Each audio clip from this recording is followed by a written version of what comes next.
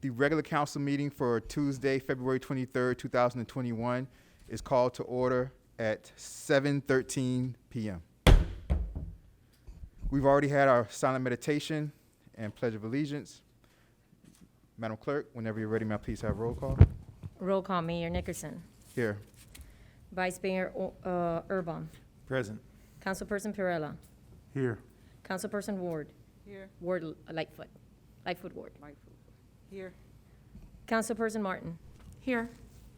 Also present for the record, Janice Jacoby, Village Clerk, Interim Village Attorney Joseph Galler, Village Manager Christia Liu, Chief Magnuson, and from Placerbia, Camila. Thank you very much. I appreciate it. Next, we're moving to approval of the agenda. This is the time, you guys, where anybody on the council, if you have any additions to the agenda or any deletions that you might want to make from the agenda, this is the time to do so. If I'm not here, I do have a question about the agenda items. It's all about discussions, right? The potholes and stuff like that. yes, pretty Okay. much. I mean, we're going to go item by item. And Okay. all right. Okay. Okay. Do I have a motion to approve the agenda? So moved. Motion to approve moved by Councilperson Lightfoot Ward. Do I have a second? I'll second. Seconded by Councilperson Perella. All in favor say aye. Aye. All opposed say nay.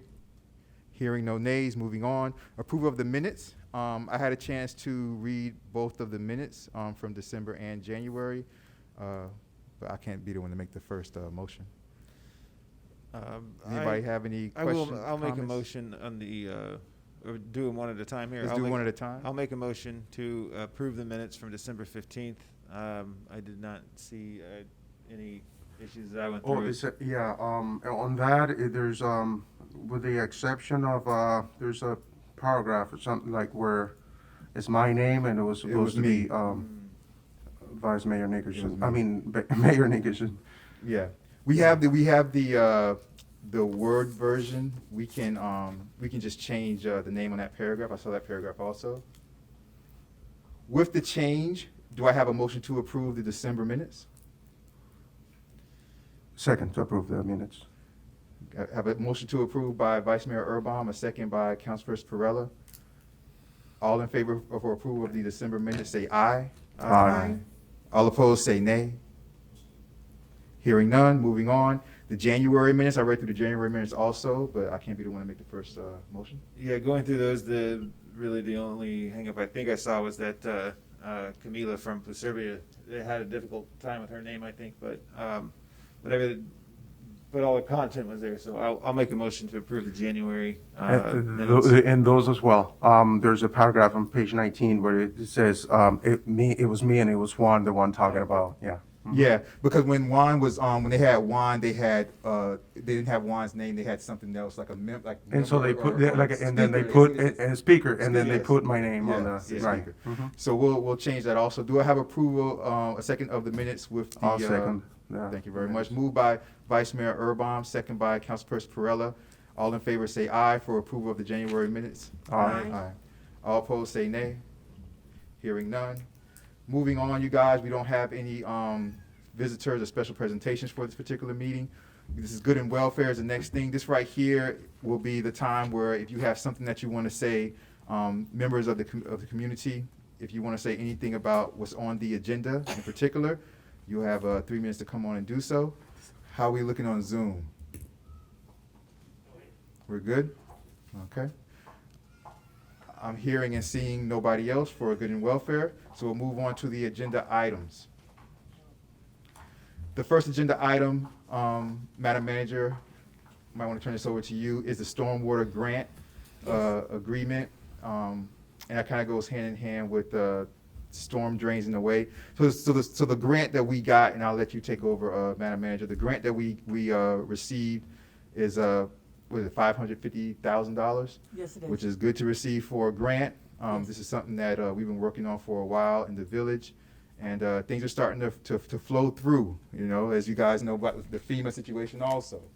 So, Madam Manager, if you would like to take. Thank you very much. We've been working on this El Jardín stormwater improvement design for a while. This predates me even coming to the village of El Portal as the village manager. We also have on Zoom our engineer from Craig A. Smith and Associates, Orlando Rubio, who has been working on this project from its inception. The El Jardín stormwater design, or is following the Village of El Portal stormwater master plan and improvements. As we are able to get funding, we are improving stormwater throughout the village. So El Jardín is on the list, and it is being funded finally, because we did finish the design even after not getting the easement that we had attempted some time ago. We ended up changing the design. That was approved by FDEP, and then the grant agreement came last week. We reviewed it with legal counsel, and it is ready to go.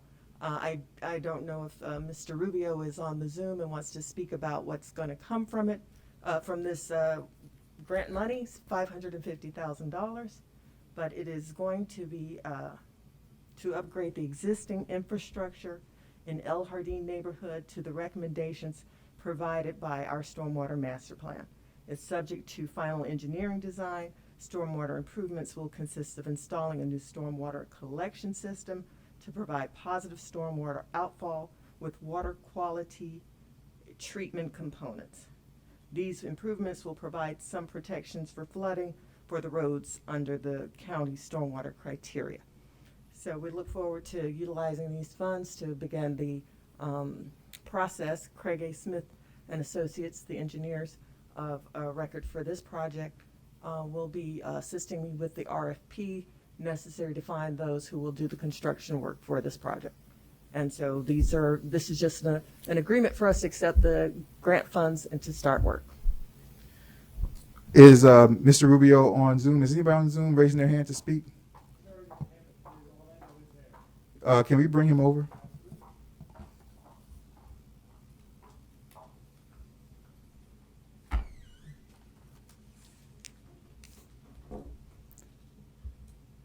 Mr. Rubio? Yes, can you hear me? Hi, how you doing? Madam Manager, I'll turn it back to you for the Okay, thank you. Thank you for joining us. Orlando Rubio's here from Craig A. Smith and Associates. He is our engineer for this project. Orlando, can you tell us what will come from these grant funds, the plan that was approved by FDEP for us to move forward on this, please? Certainly. First of all, can everyone hear me?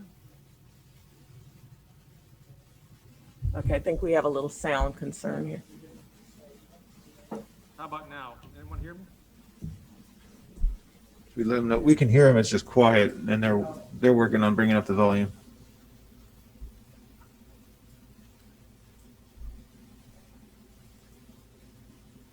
Is your sound all the way up on your end, Mr. Rubio? Yes, how about now? Done any better? Or- Fullman says it's not you, it's us, so they're trying to bring up the volume now.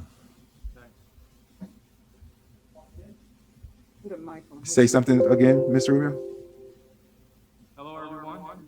Perfect. We'll just be quiet so we can hear. Yes, much everything you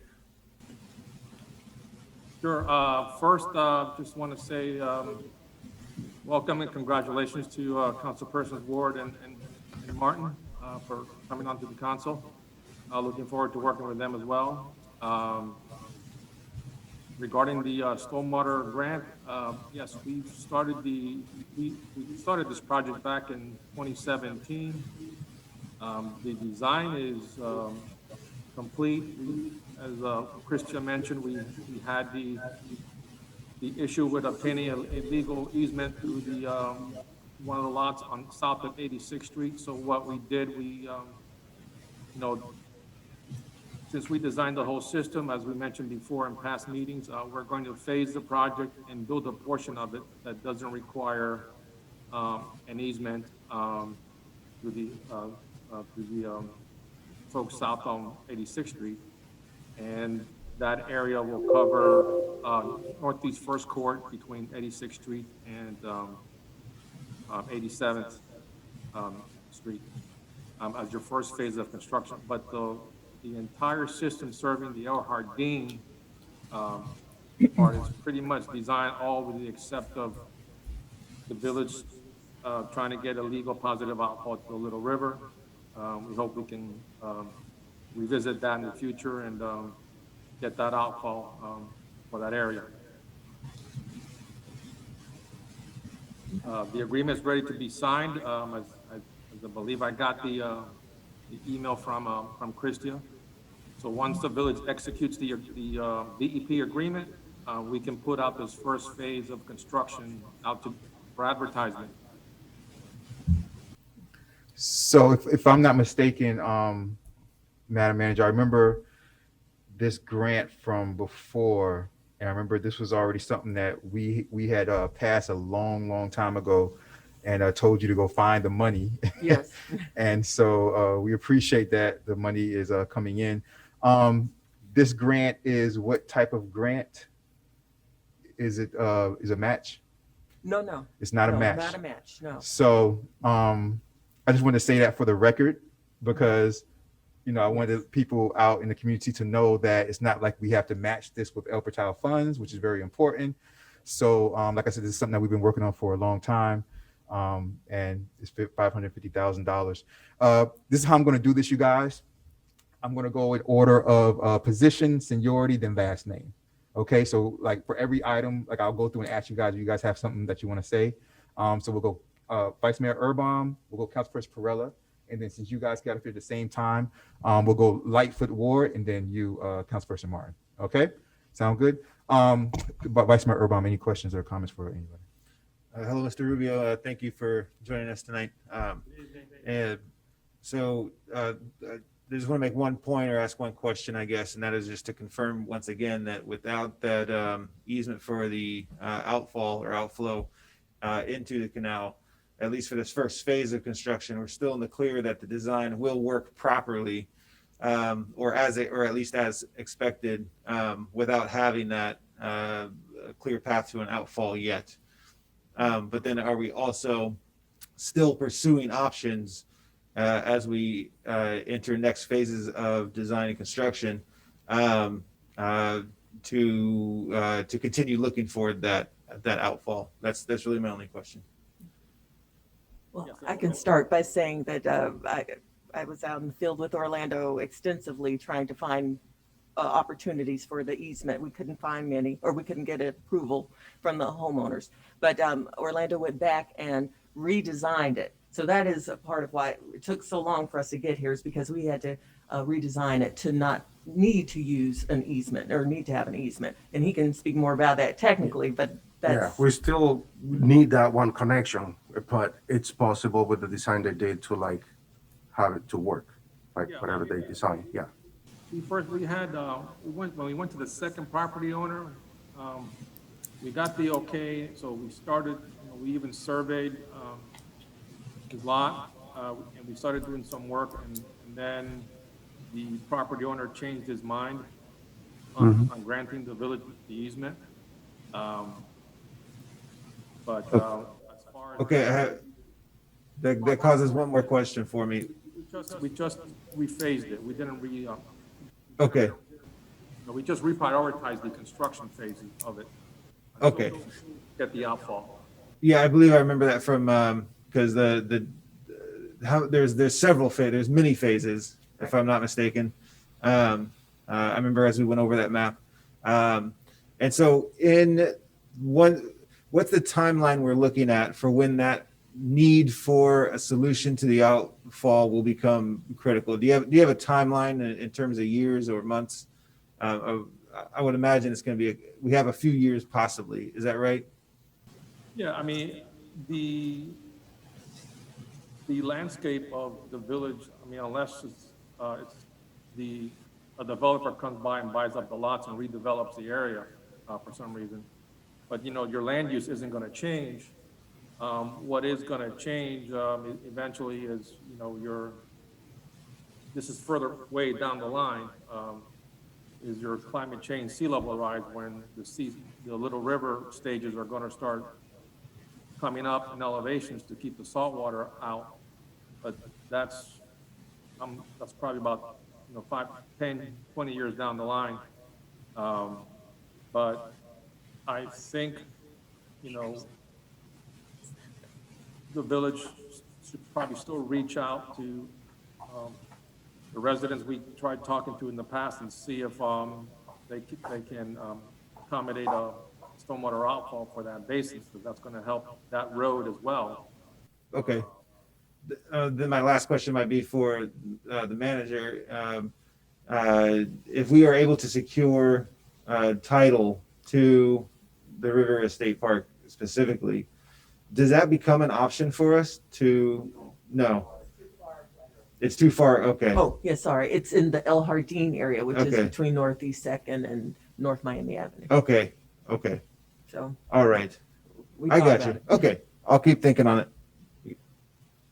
Thank you very much, Vice Mayor Erbaum. Councilperson Perrella? Councilperson Lightfoot Ward? Is there a way to have a brief, he's just given a very succinct what happened. Is there a way you can distribute just a brief to kind of let everybody know what the possibilities of where this goes from here? It seems like we're not talking infrastructure. It seems we're only talking planning still. Help me, Urbana, Vice Mayor, if I'm wrong. I sat in on enough council meetings to know what he's talking about, but right now, that $500,000, 550 grand is a lot of money. I'm glad to see we got it, because I've been hearing about it. But for benefit of the village, why is this so important? We know about the stormwater, we know about the flooding, we know how does this first phase, will it be a visibility such that the villages will understand and appreciate not only 2017, that's a long time to wait for a grant, that's 7 whole years. So not really 7, is it? My math is off, isn't it? Yeah, I know it's pretty well off. 4 years. But a brief, so that when we're talking about this and we know first phase, we'll have something in the brief to lead us forward, because this is not going to fix the problem. And if everybody feels here's on the air that we got a $550,000 grant, we're going to think something's really phenomenal is going to happen. That's right, village manager. You're right. Shake your hand. It's nothing, but it gets us on the first phase. And the first phase means movement. So a brief would be very good to have, just so we can have it for benefit of the villagers. I can provide to the village manager a synopsis of what's transpired since we helped the village get the grant to the point where we're at now. But the design of pretty much the entire El Jardín basin is done. And if you had the money to build the entire system, you could put the whole system out to bid next month. But the construction dollars are limited, so you're going to put out a phase out to bid for construction. But the El Jardín design is complete, with the exception of solidifying the stormwater outfall to the Little River. So we will work on getting I'll work with Orlando to make sure we get that to everyone, because it is good to have an update as to where we are. But this is following our stormwater master plan, which is broken down in phases, so that because we can't do it all at once. Right. So as funding becomes available, and as the council changes and the villagers change, I'm sure just updates as to what this project is and what's next would be a good thing for all of us. So yes, we'll work on preparing that for you. I can do that. Thank you. Anything else, Councilperson Lightfoot Ward? I yield. Thank you. And part of the reason why, this was on the agenda, and I put it on the agenda, you guys, was to do this so that everybody can become familiar with it and things like that. Because like I said, it was passed a long time ago. We were just, fighting hard for that money to come in. But even though, it came in, I didn't want to just have the money come in for us to just do what we had to do as far as what the grant stipulated.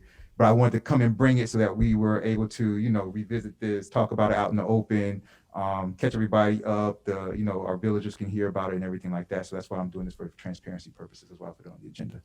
Councilperson Martin. I do have a follow-up question.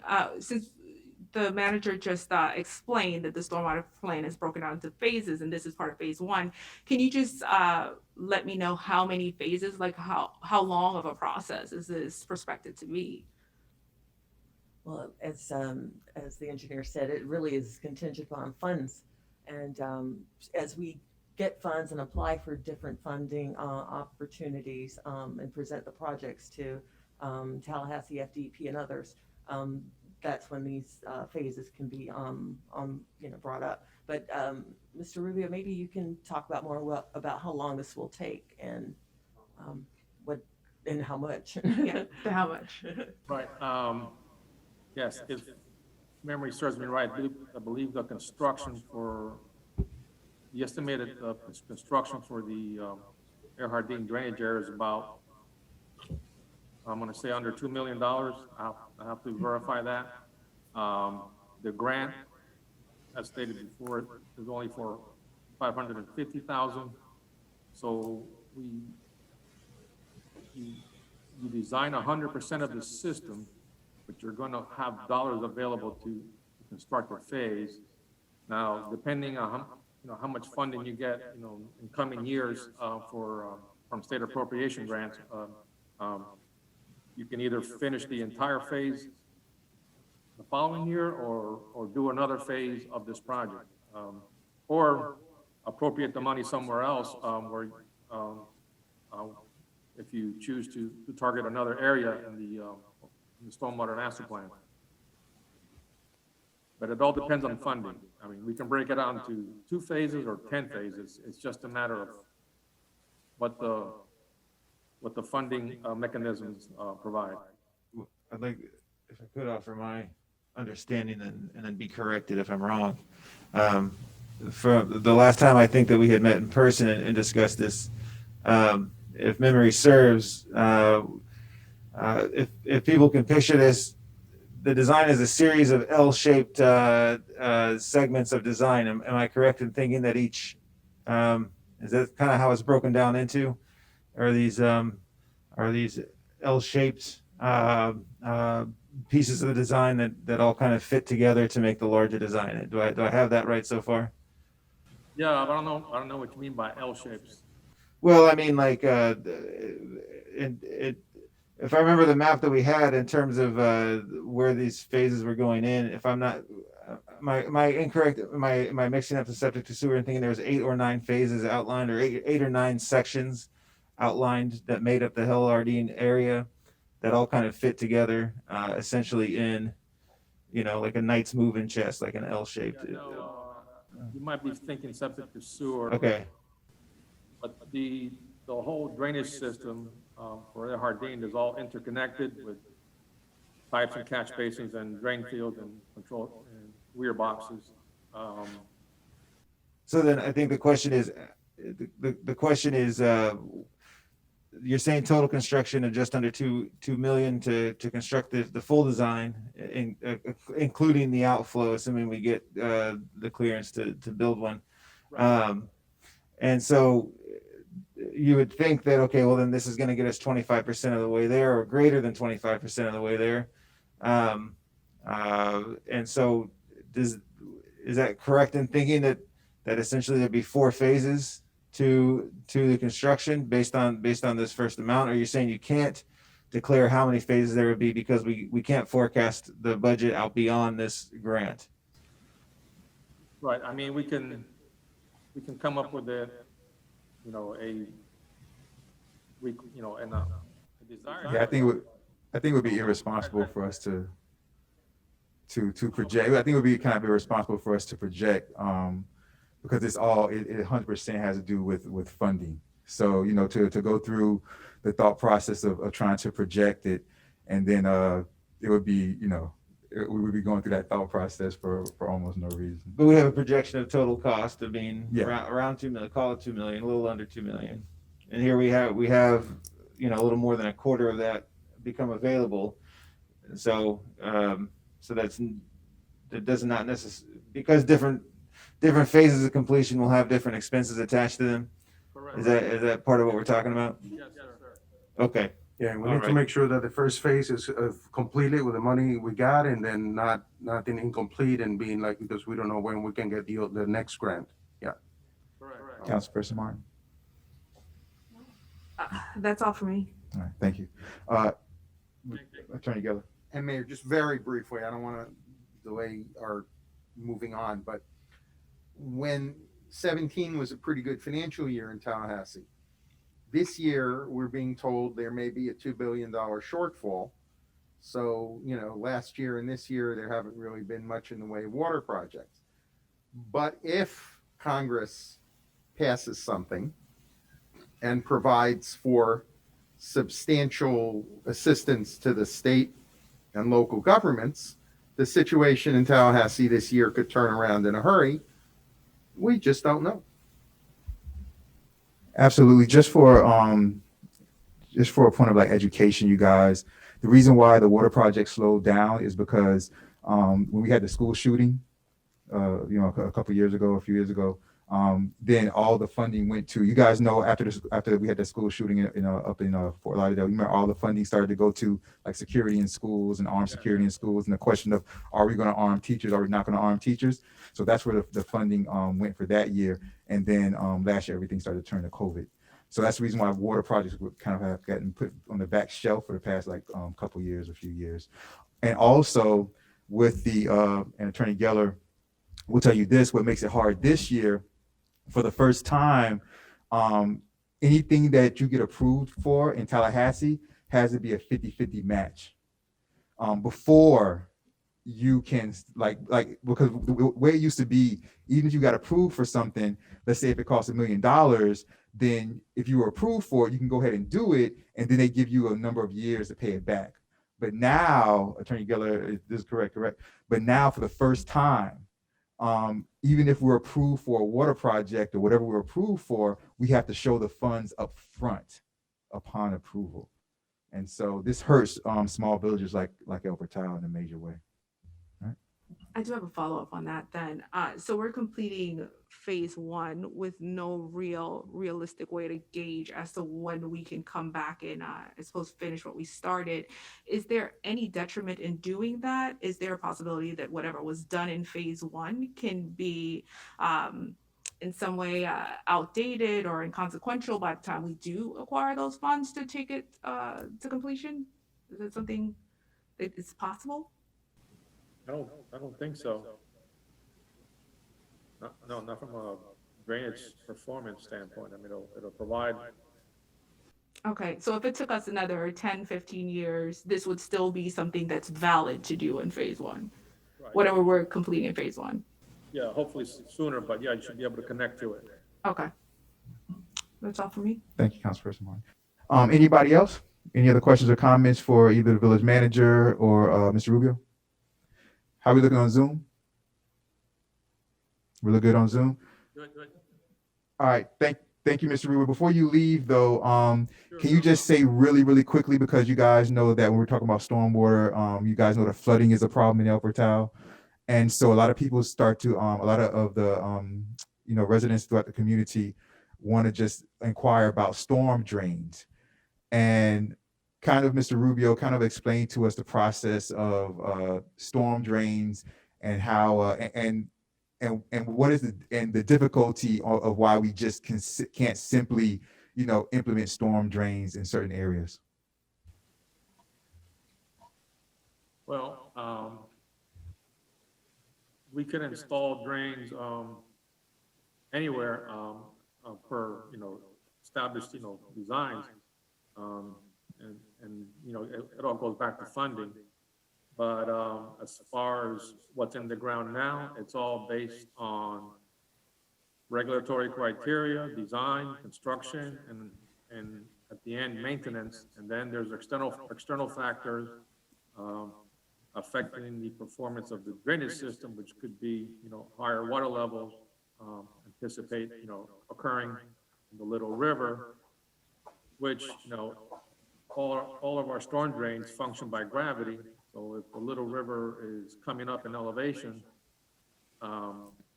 there's going to be to get the water out quick enough into the river, especially in that western area of the village off 86th and Northwest 5th Avenue.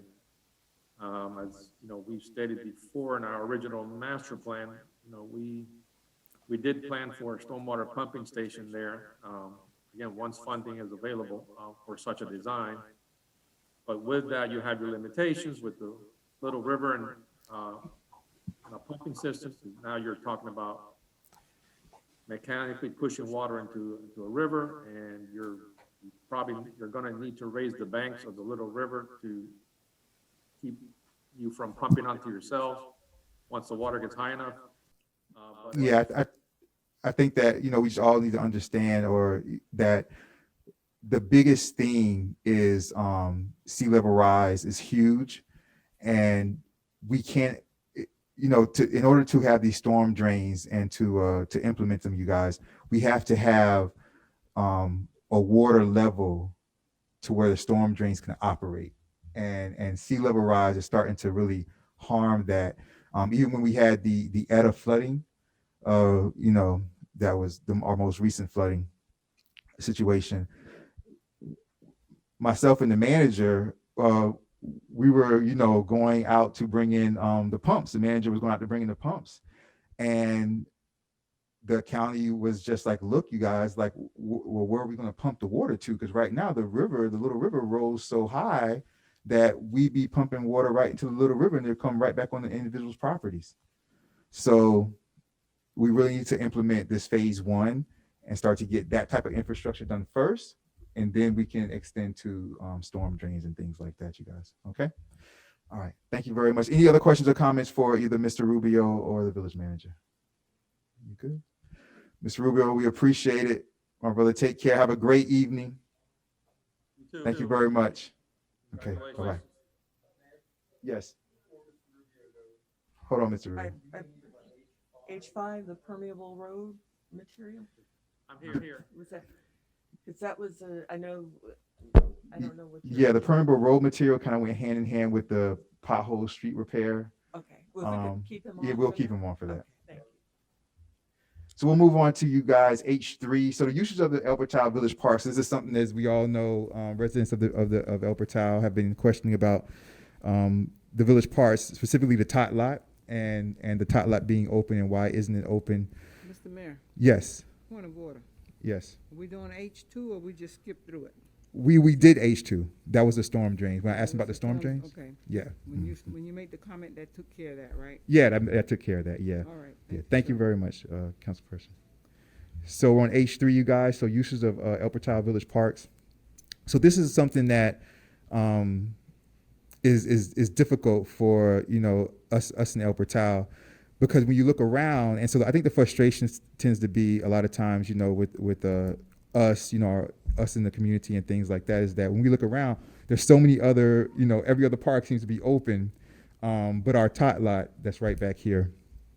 And before I open this up, I just want to quickly say that, I'm not against opening the park up. I don't think the village manager is against opening the park up. We want our parks to be open, but this is the problem. The problem is that El Portal just doesn't have the staff, particularly on the weekends, because by the county mandate, you have to clean the park. I believe it's twice a day. Yes, and it actually should be probably more, but according to CDC guidelines and Miami-Dade County mandate, we have to maintain those parks every few hours, sanitized, and we just don't have the staff to do that.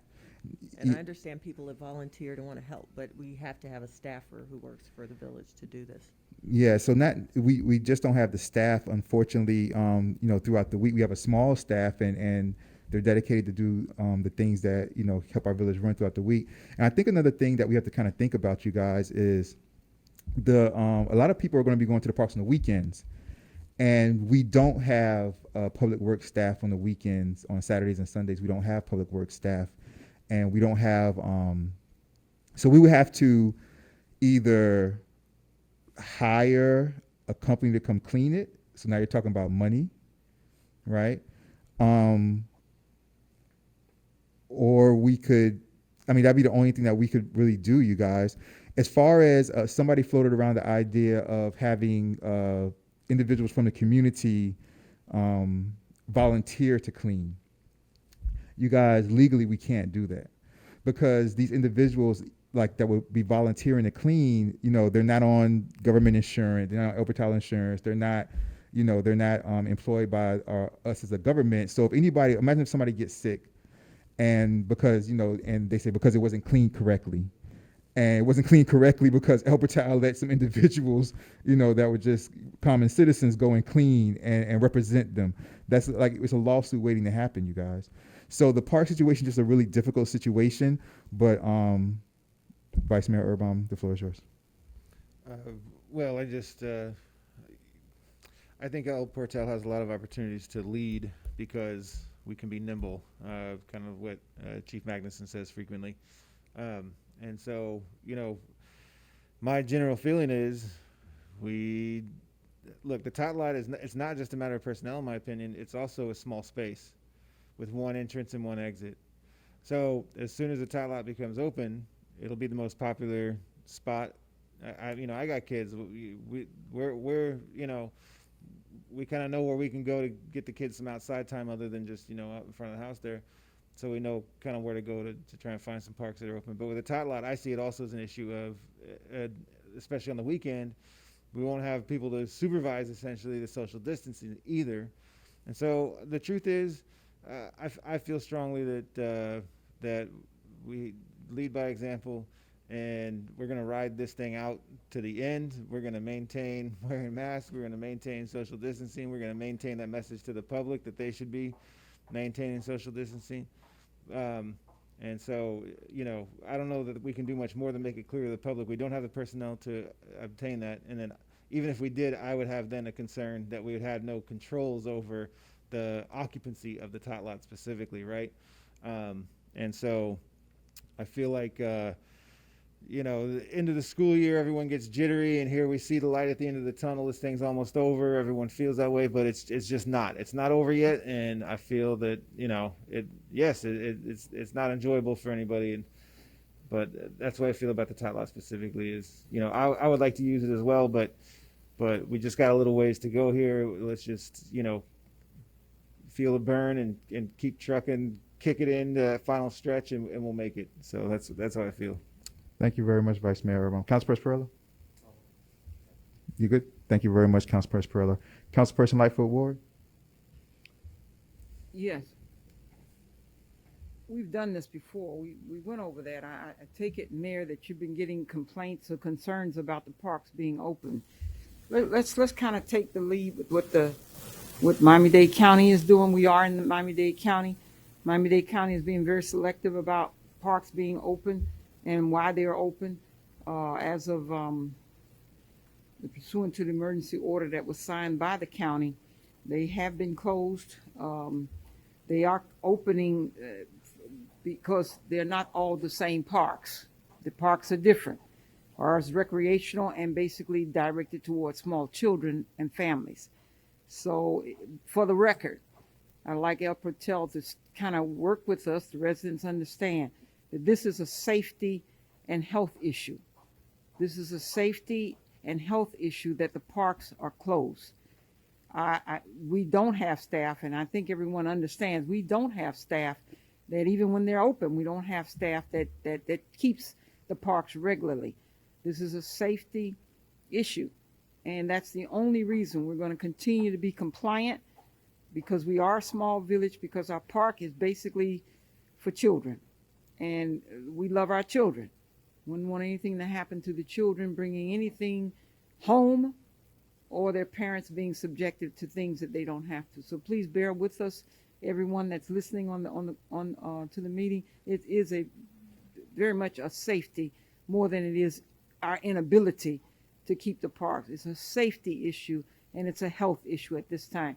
Continue to be patient with us is what we ask that you all do. Thank you very much, Councilperson Thank you. Lightfoot Ward. Councilperson Martin? I think you guys pretty much covered that. Thank you very much, Councilperson Martin. Let me just say, you guys, for the record, and I just want to give a shout out to Councilperson Dreyer, former Councilperson Dreyer in the audience. Good to see you, man. I just want to say really quickly, myself, the manager, and the chief, the day he got vaccinated, actually, couldn't be with us physically, but he was on. I called him and put him on speakerphone, and he was with us at the entire meeting. And this is just something to have in the back of your minds, you guys, which is that we met with Horace Mann recently. I have it in my mayor's report actually, but we met with Horace Mann recently, and the chief and the mayor and the manager will tell you the entire time, true or not true, you guys, I kept talking about them opening up their field. No matter everything, every time that they said, they talk about what they needed from us, I told them, I said, well, the way you guys can, get things started and show good faith, didn't I say this, chief and madam manager? I said, the way you guys can show good faith is to reopen the field, because we used to have access to Horace Mann Field. And then they took it away. I said, so I told them, I explained to the principal, I said, so, it's one thing when a person never has, access or never has something, because then they don't miss it. But to take it away from our residents, we really felt that.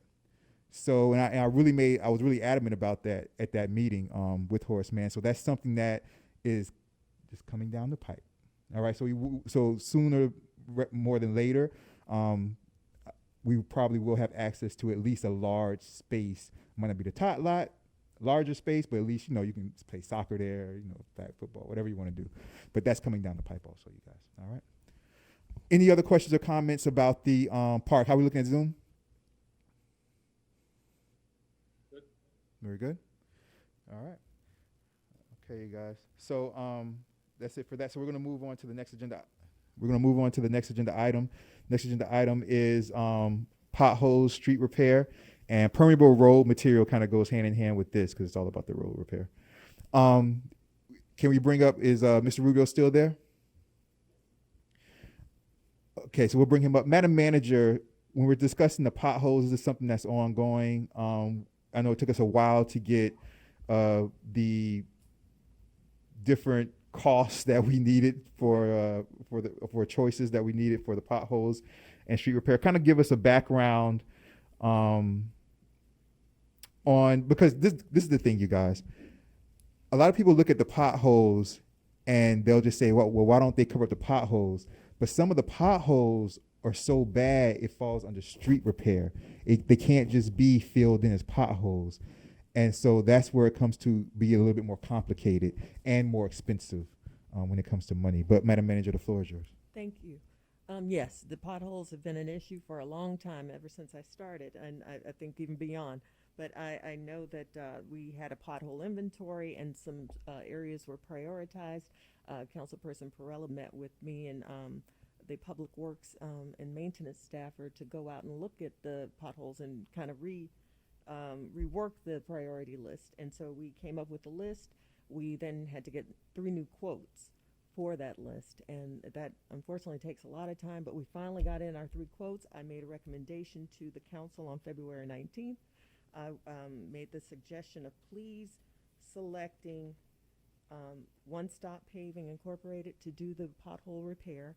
I understand that not everything in the village is on this list, but I am a strong believer that once they get started, we can then maybe get quotes for what happens next. But this paving company has actually done work in the rotunda in front of the village hall, so they at least show up. I know them to do that. It took so long to get these quotes, and they were the first. They are always pretty responsive, but I just want to go with someone who's reliable, who I know can do the work, will do the work, and they also had the best price. So this is my recommendation, and I also believe that we should continue to, add to the list, but we get started as quickly as we can, and then proceed with more, that we can go out and add more to the list and bring One Stop in for that. So that's my recommendation. I hope you will support it.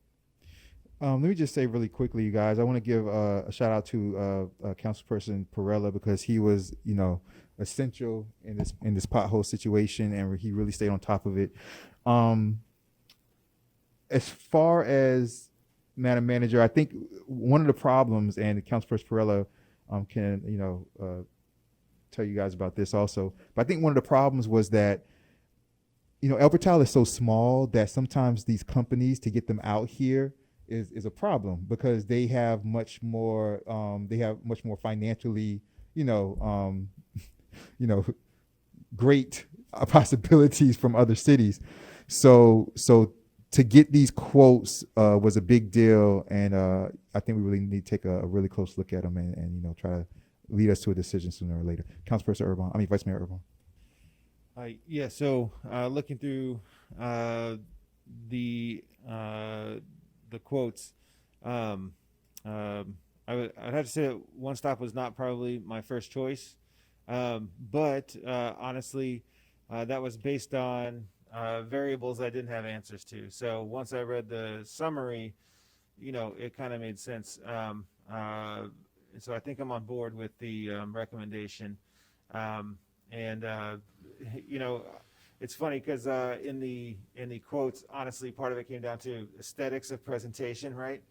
And so truthfully, I acknowledge that a quality road repair company does not have to be good at graphic design. So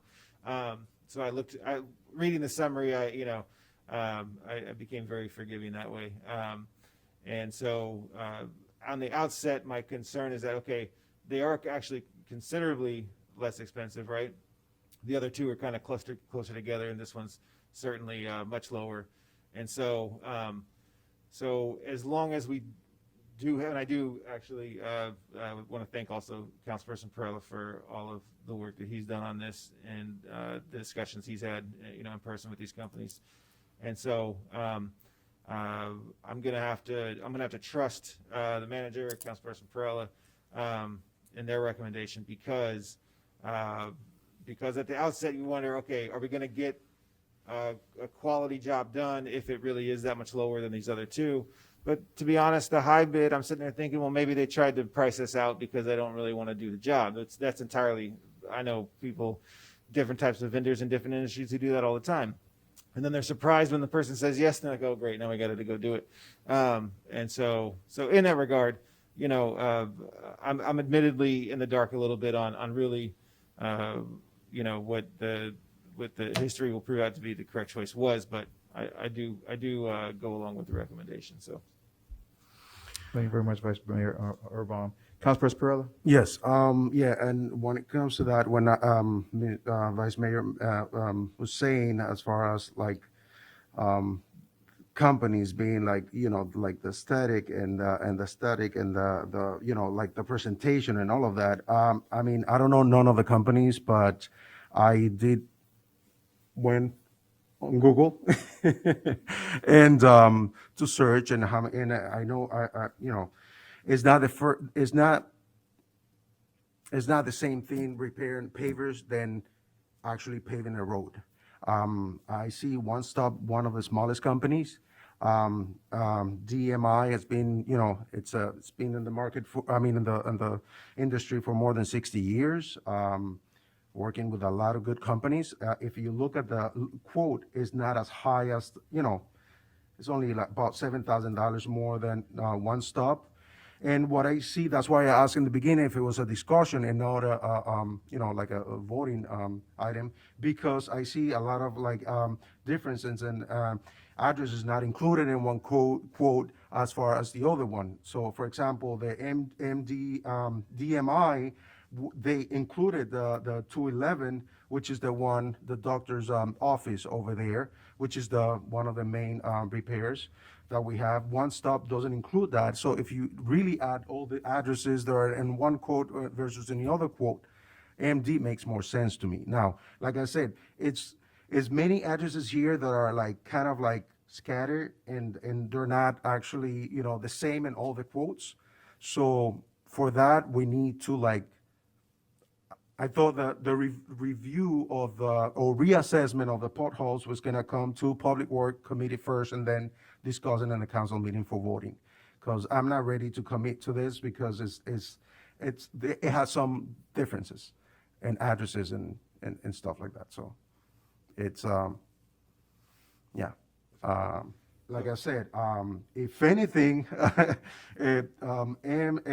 DMI actually includes more of the bigger areas and also the new potholes that we identified and precise the same, but they're way higher. So I will actually reconsider this and then just make sure that we have the same exact quote for every single pothole or, inventory. Attorney Geller? Mayor, that's certainly council discretion. You certainly have the ability, the manager has a recommendation, but there's nothing that says it has to be acted on tonight. It is certainly not improper in any way to have the council send the item for further detailed consideration at the next Public Works meeting, which fortunately is coming up pretty quickly. All right. Thank you very much, Attorney Geller. Before I get to Councilperson Lightfoot Ward, go ahead, Vice Mayor. I was just gonna say, so I kind of mapped out, some of these, and then I drove the route, right, to kind of take a look at them, and so with the addresses, Councilperson Perrell let me know how exact I should consider each individual address, because as I drove and looked around these spots, it seemed like the addresses were kind of general markers as to. Yes, Yeah, so. Yeah. They were. So, I wasn't, I took the addresses as general markers as opposed to exact spots. So Right. just give me some guidance on how much attention I should pay attention to that. Let me just say, for the record, let me point out, Madam Manager, this funding comes from a particular fund, and it's not coming from like the general fund or anything like that. So as far as, I'm always about money. So as far as how we're going to pay for this is a fund that we've been accumulating for or accruing for a long time, for many years. And there's That's a nice. substantial amount of money in that fund. And we can't spend that fund on just anything. Madam Manager, if you want to explain that really quickly, and then Councilperson Lightfoot Ward, I'm coming to you next. Okay, thank you. Yes, it is, we're utilizing our 6 cents gas tax as recommended by our interim CFO, Chris Wallace, who did do a deep dive to find out exactly what the funds could be used for. It's roads, sidewalks, traffic, and roadside landscaping. So this is what we're going to utilize for the pothole repair. As for the DMI quote not being exactly like the others, DMI was one of the more difficult ones to get the quote from. They came in, I think it was Thursday of last week, just when I sent the recommendation to you all. They held it up. But I certainly, this is my recommendation. It's for you to determine, since we're talking about funds that are beyond my purview anyway. So I will definitely go back to DMI, ask them for a more accurate list and one that reflects the others, so that we can get that back to you. And absolutely, it can go back to Public Works so that we can move it forward. Thank you very much, Madam Manager. Councilperson Lightfoot Ward. Thank you, Mr. Mayor. Since I've followed this as a private citizen, I've followed this, and I've had it up to my yin-yang with the potholes. I don't want to do it like that. If the manager thinks we got 3 viable quotes here, we ought to kind of manipulate this. We ought to make it so it fits us. We've got 3 viable quotes. I have a problem that it didn't go back to committee. Had it gone to committee, we might not be talking about it like this. We might be talking about it from a holistic perspective. I see some addresses on one and some on the other, as my fellow council person pointed out. I didn't see this stuff before tonight. Now, if I can come to a conclusion right now about something, but it's not this. I like the recommendations. If these were the best of the best, then we should be able to negotiate what we want and what we need, because many of the addresses are the same. We just need to get all the addresses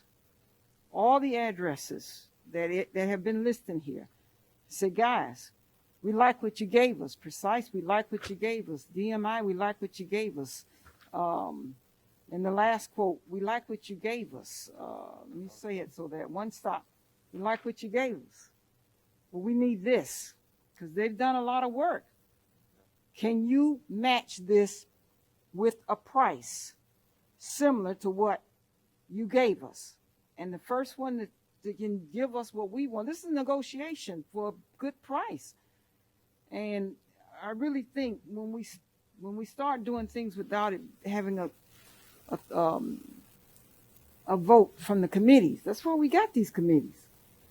Then I think we're being premature. I would hate to have been listed on one of these and not on the others. I would hate to be the resident that goes by that, and we haven't. I see you, Mr. Attorney, I do. But it just seems, I'm not an advocate of the city manager continuing to do the same thing. I'm an advocate of us supporting what has been done. And it's easy enough to see that all the streets on one are not on any of all of the other ones. We didn't tell them to go around and look at certain ones, did we? Yes, we gave them We addresses. told them just these particular streets. Yes, And they yet were all some given the people left same. some of them off. The same addresses were given to all three. Okay, so Yeah, but some what of them happened, are and off. I'm sorry, Councilwoman, Lightwood. What happened is. that Hold we on had a- 1 second, you guys, 1 second, because Point the, of order here. we lost connection to the hybrid. Give us 1 second. Oh. So the residents can't see us right now. So I'll move that we recess. I'll move that we recess, you guys. Do I have a second for recess? I'll second the motion. Um,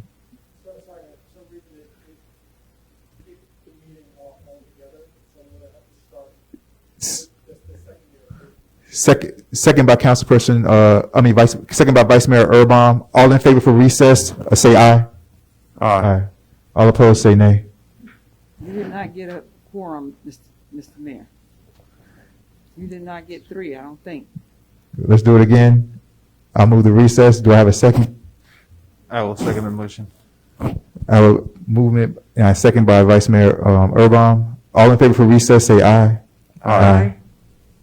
All opposed, say nay. Nay. Okay. We're going to recess, you guys, until we get back up because we want the villagers to be able to see us. They can't see us right now.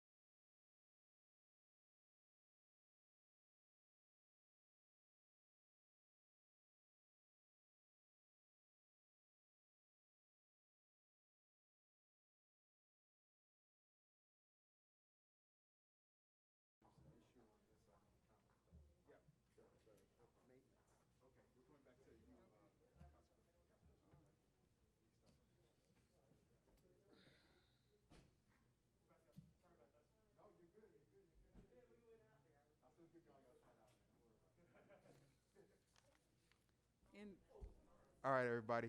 I think we're about to Go back. restart.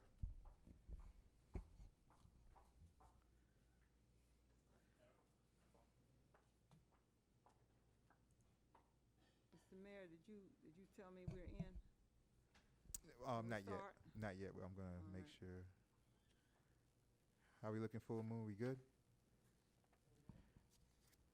Oh, yep. No. All right, hold on.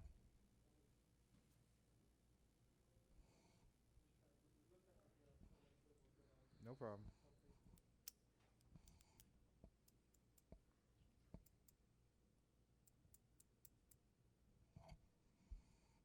Am I holding it up?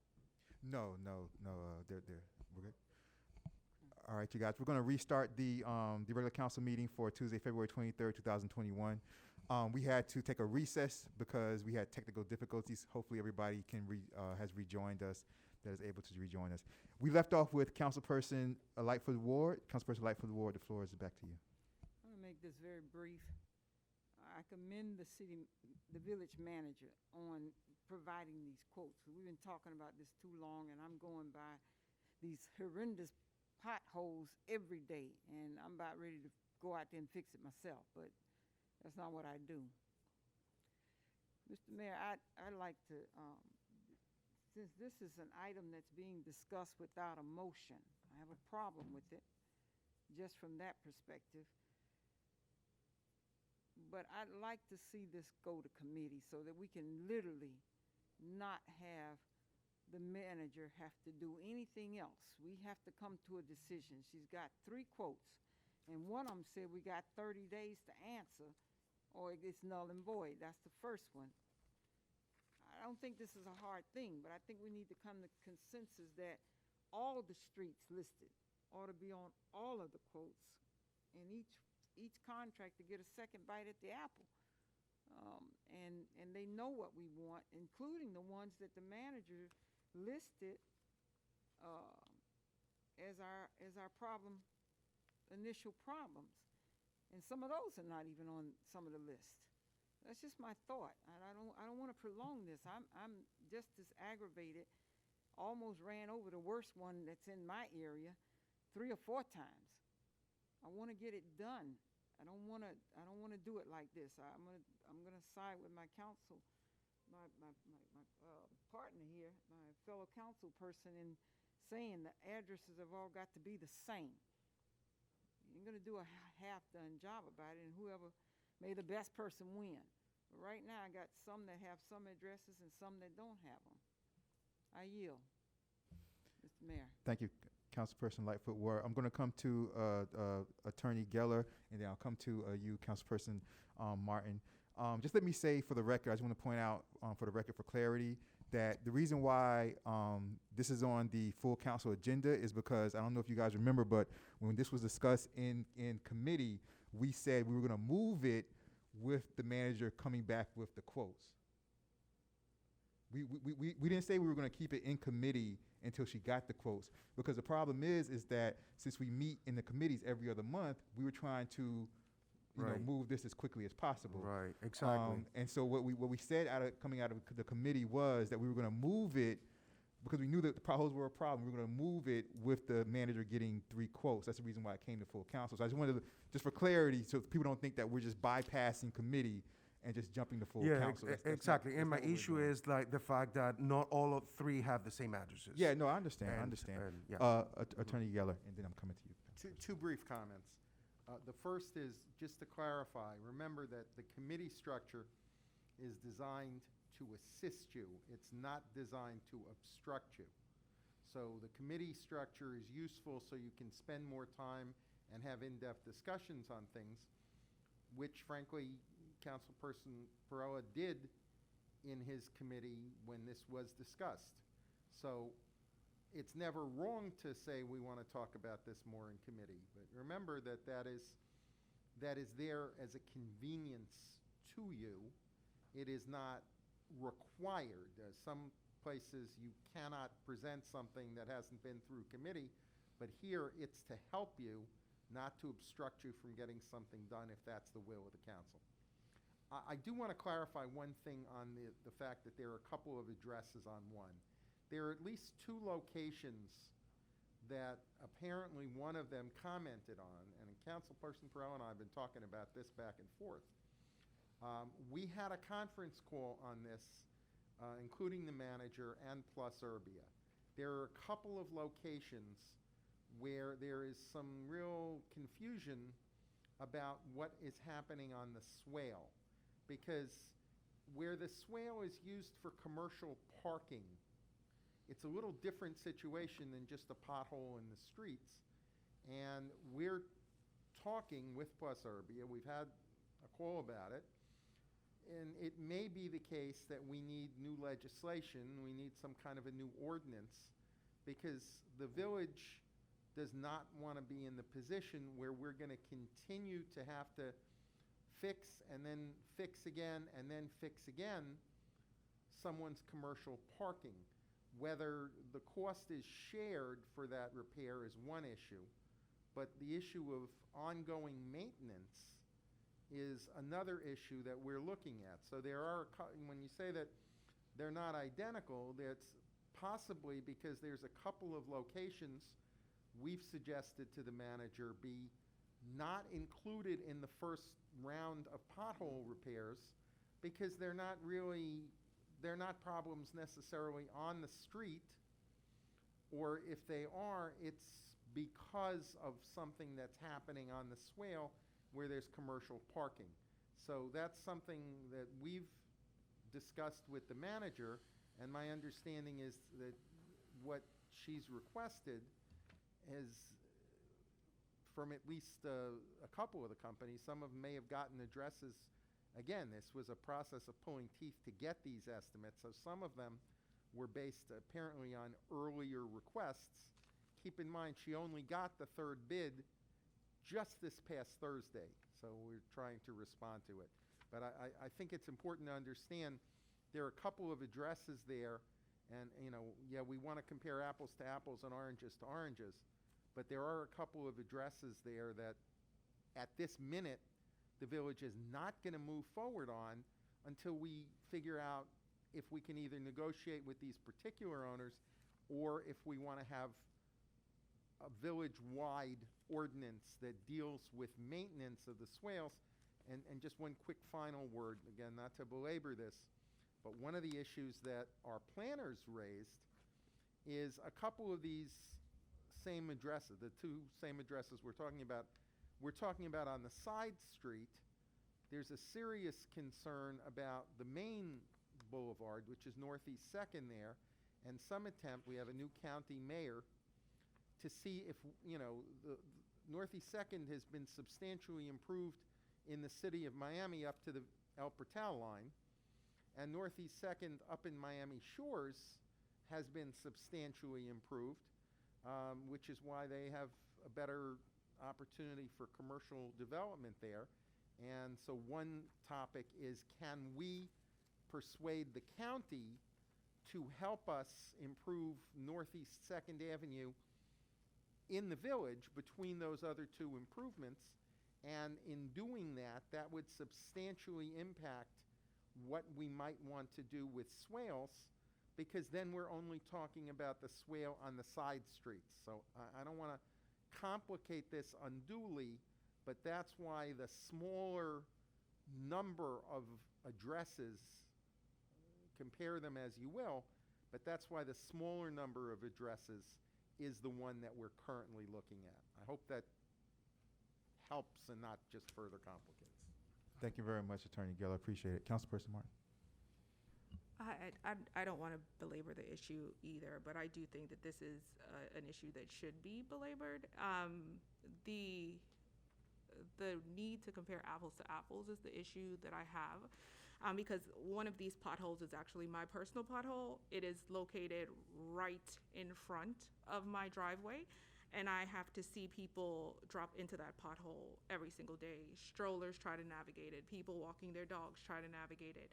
When we initially moved into our home in 2017, we had it filled, and it had since become even worse. and that is the one that's located on Northwest 89th Street. And it is on the DMI quote, but not on any of the other quotes. So my issue with that is we really don't know what the price is on the other, from the other quoters, if they haven't looked at this monster pothole that I am sure is not going to be deemed to be something that is either superficial to fix. It is significant. So for me, yeah, One Stop appears to be less expensive, but is that actually the case? And in addition to that, I do know that sometimes certain businesses will quote you and then, kind of kill you with change orders depending on whether or not the scope of work changes. So I too would be uncomfortable in making a final determination until I saw that all of the quoters are actually talking about the same scope of work. And in addition to that, especially when we're telling people that we're not opening the tot lot and people are really trying to get out there and walk with their kids and have safe recreation, the least we can do is prioritize making sure that those streets are safe for kids and for disabled people and for pets, because my pothole on Northwest 89th Street is treacherous and not something that I think we should wait any significant amount of time to rectify. And if the manager could also speak about what the long-term plan is to go ahead and address that, and not in the cosmetic way of like, hey, maybe for another 2 or 3 years we'll be fine, but in a substantive way of how do we get our streets in the condition where we actually are improving the quality of life of the residents. Thank you, Councilperson Martin. Attorney Geller. One other option, and, just to present the council with options. Again, certainly you can simply approve something. You have some support, some objection. Certainly you can send it to committee again, which would mean it has to come back to the council. I do want to point out you have a third option to try to standardize. You can authorize the manager to proceed forward and negotiate with, you would start with the low bidder, but you would need to, for instance, I understand from just checking with the manager that the one that Councilperson Martin is referring to was added to the list, but because some of the bids were older, they may not all have addressed that particular one. That's distinct from the ones I was talking about that have to do with the swales and with maintenance of them. So you could authorize the manager to go ahead and negotiate with the understanding that she will, in the negotiations, go first to the low bidder, make sure that they've included all the ones that she asked. I guess their bid was earlier. It would include, my understanding is the one that Councilperson Martin is referencing, and see if, including that, they're still the low bidder and what kind of price they would give to do that. You have the funds. So that's, I'm not saying that's the right option. I'm saying that's An option. a third option that you could, if you, depending on if that's what you want to do, that's certainly permissible to authorize the manager to negotiate with, beginning with the low bidder and then moving to the second bidder in an attempt to standardize the list, excluding the ones that we're working on for future swale maintenance, but including the others, including the one that Councilperson Martin just referenced. And excuse me, and that's my point, that even including the one that is troubling with, the 211 Northeast 89th Street is included in DMI, it's only like, what, is it $4,000 over the least expensive quote? Because I understand that One Stop paving is one of the oldest quotes, because there's a year old, and they don't have, even though they came back and they were provided the list of the new potholes, right? Again, they don't have, it seems to be the lowest, but again, it doesn't have the 211, which is one of the main items in discussion, and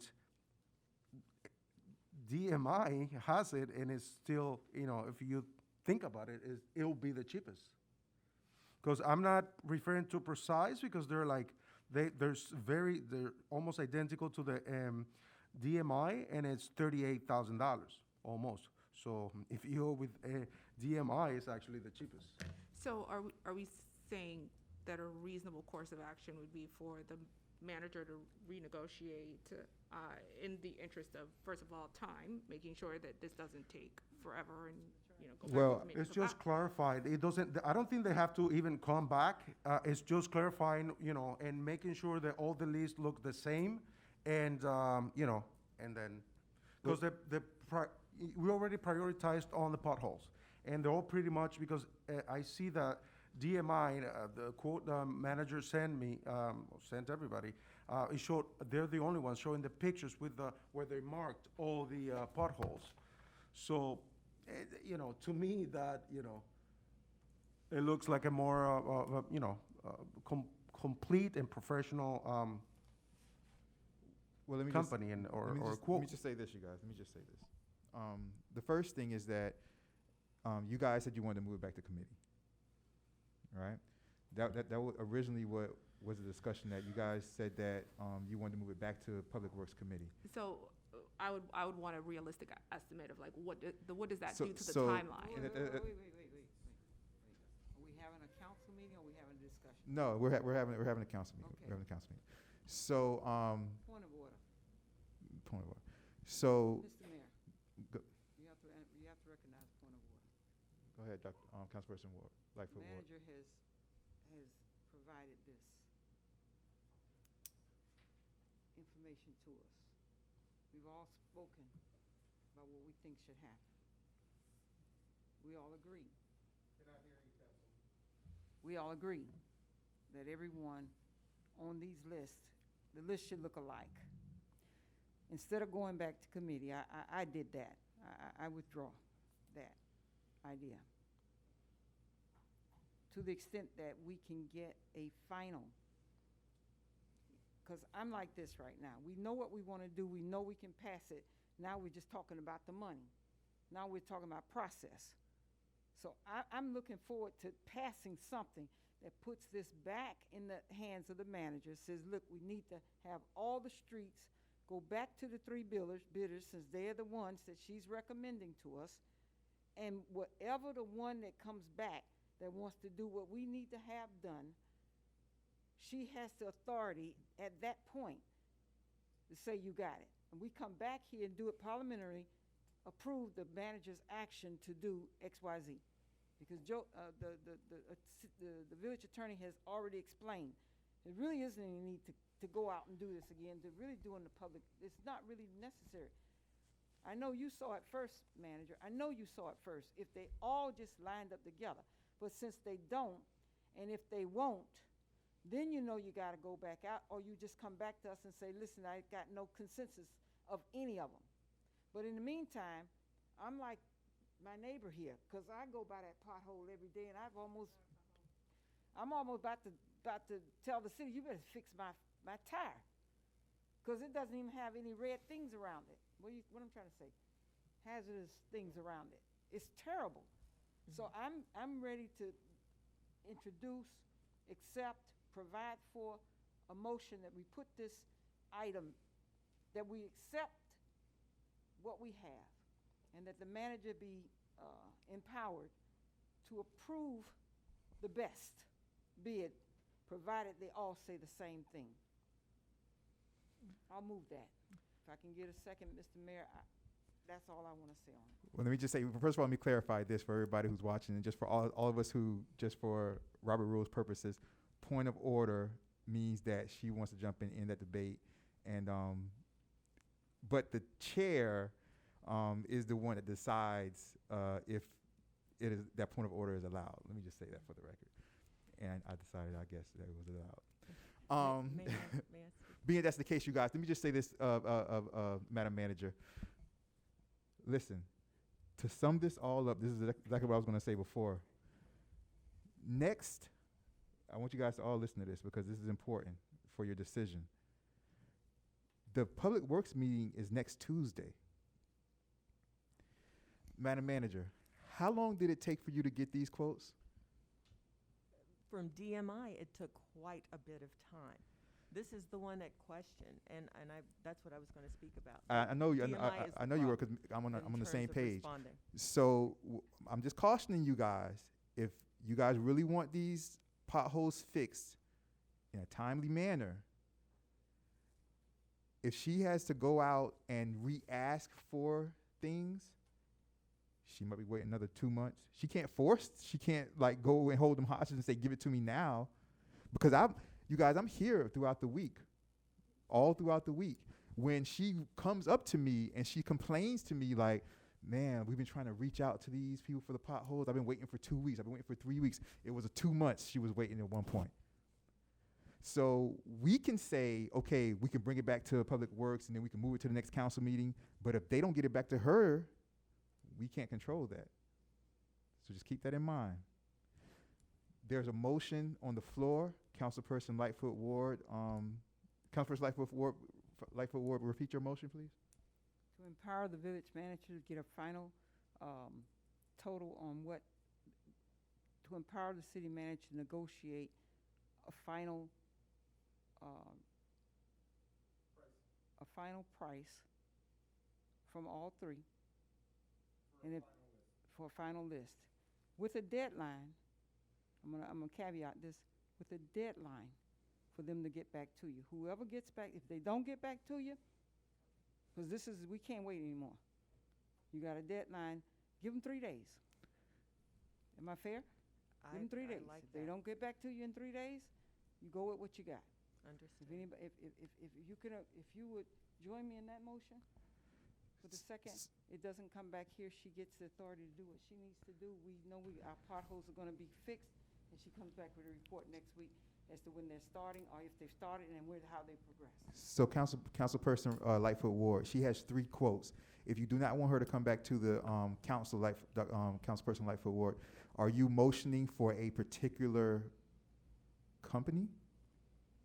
Because she has 3 choices. Which choice is she? If she's not going to come back to the council, then we have to tell her what choice of company to go with. Tell me process. I just want to make sure we don't stall this. So tell me what the So we process either, is. so the way I see it is that the choice is either that she goes back and she gets the remaining information and we bring it back to the March full council meeting for a final determination, or we give her, we tell her what company we want her to go with tonight, and she negotiates with that particular company and then does not have to come back to the council. Mayor, Attorney Geller. you can authorize, you've got 3 quotes already. You got that. So it's not like you're just saying to the manager, go out and make any deal you want to. That would probably, in my opinion, not be the best choice, but what you've got is you've got 3 quotes in front of you. So to ask the manager to try to get further information, to standardize them and compare them on a final list, and I'll just caveat that again to say there's a couple that shouldn't be on because of the swale issues we've talked about. But there's some updating that needs to be done for stuff that was added after some quotes were received, like the one that Councilperson Martin just talked about. If I understand,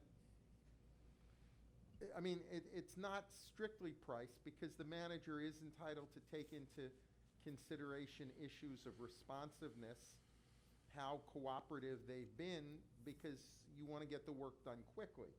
So if you authorize the manager to continue to negotiate with the 3, who you've got quotes from, who've given you numbers, and try to standardize the list, but if they don't get back to her in a timely fashion, the Councilperson Lightfoot Ward said then she's entitled to just go with what she's got.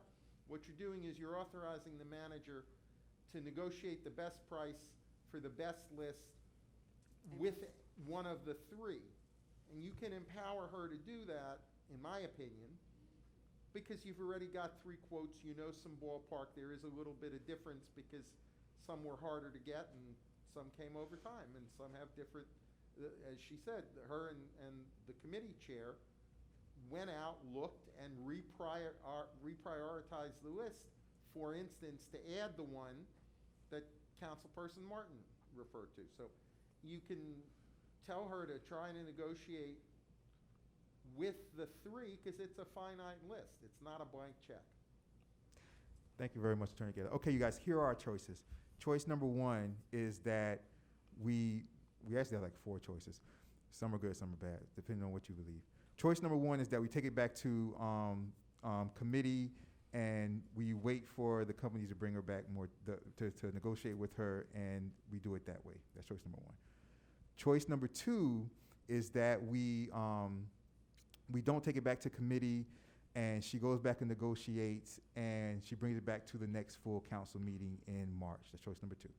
Choice number 3 is that we give her direction of a company tonight that we like the best, and she negotiates with that particular company. That's choice number 3. Choice number 4 is the motion that's on the table right now, and that is that we've directed the village manager to negotiate in good faith. If they do not get back to her in time, in order not to waste time, she makes the final decision. Point of order. Yes. Okay. My primary issue is that list is standardized, especially to include the pothole that is on Northwest 89th Street and the potholes that are prevalent on the northwest side. And some of them are missing, but I know for sure the one on Northwest 89th Street is gigantic and an issue. So I want to make sure that the list is standardized.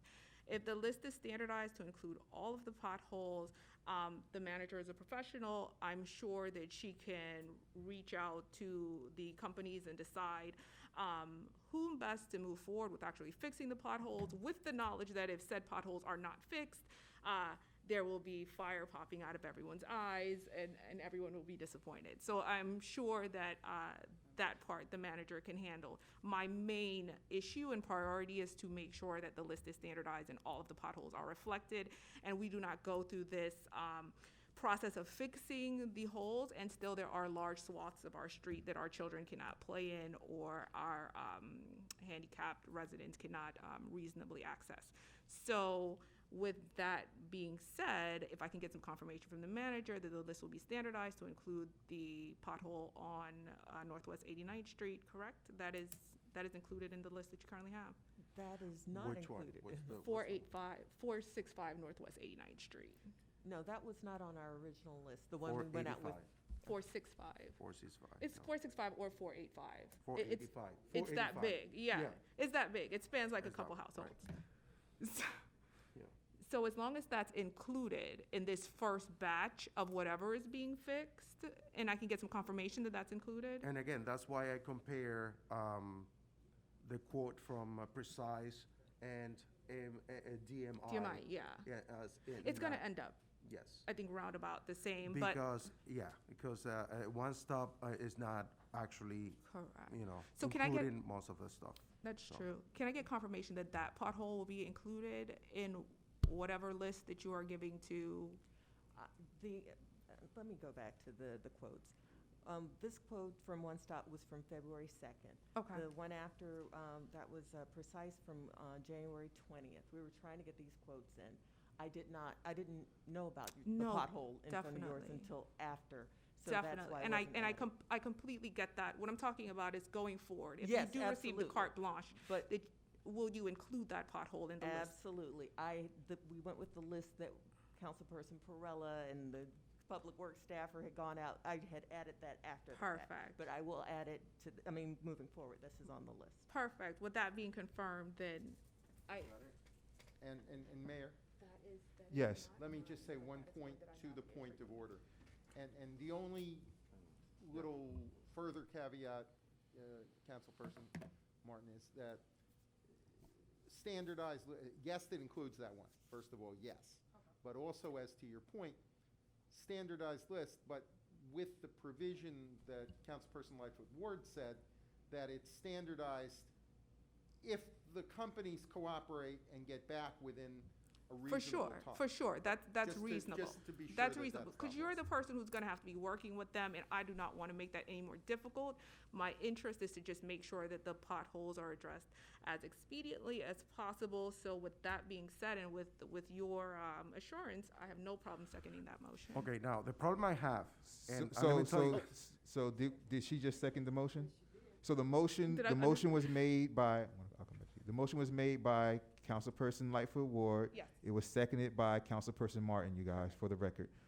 Go ahead, Councilperson. yeah, the problem I have is, since we started working on this, or since I actually became a member, I've been hearing about these potholes, and I'm gonna give you guys a little, briefing on that. I've always been told that we were still waiting for a third quote, and we've been waiting for that third quote. We were waiting for that third quote for like 7 months. So one day I got a phone book or Google, and I Googled a few companies, and I started calling. And I said, hey, listen, this is the problem we're having. Why don't you contact our village manager? I can go there actually this coming Monday or whatever. So the third quote, which was precise, came within a week of me calling.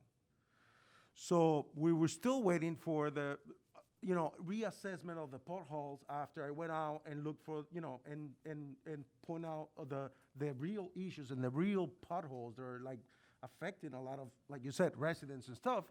And I got on the phone and I got the people to come back. Yeah, it took them a little time probably to, come back with a quote, but they did.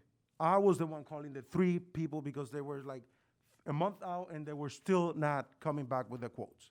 So I don't know if it's like communication issues. I don't know if it's with the manager and the vendors, or are you delegating these into like the public work staffer, but I have experience that I've actually, the quotes that we have and the third quote that we had is because I actually got on the phone and did it myself.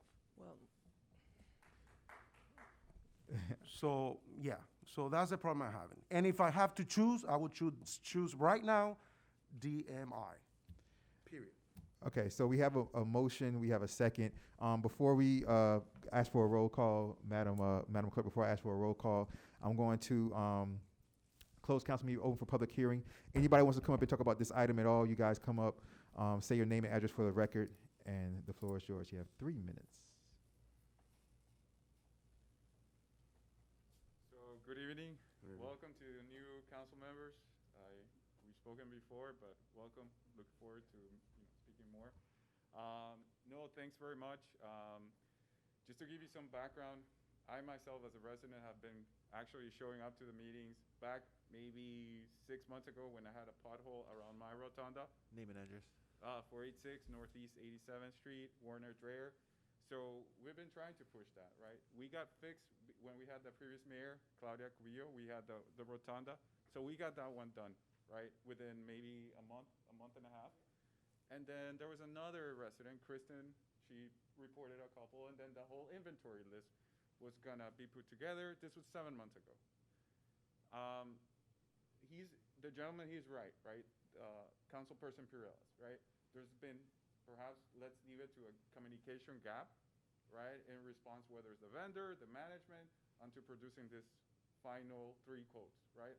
I was in the last council meeting. I was asking specifically for those, when are we gonna have those 3 quotes, right? The last council meeting was in January.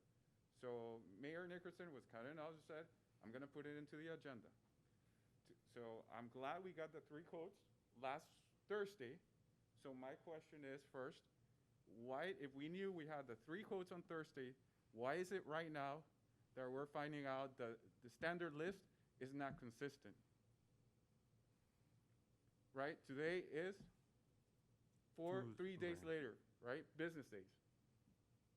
Why is that? Does anybody can answer that first question? No, that's my first question.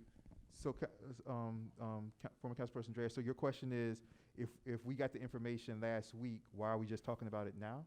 Yeah, why did we really find out right, the three lists were not apple to apple. Well, I mean, the one reason that it's coming out now and we're talking about it now because this is the first public hearing since we got the information. So even if somebody had that within their mind themselves, they weren't able to, come out and say it until tonight because tonight is the meeting. But I do understand that's shared with the council, right?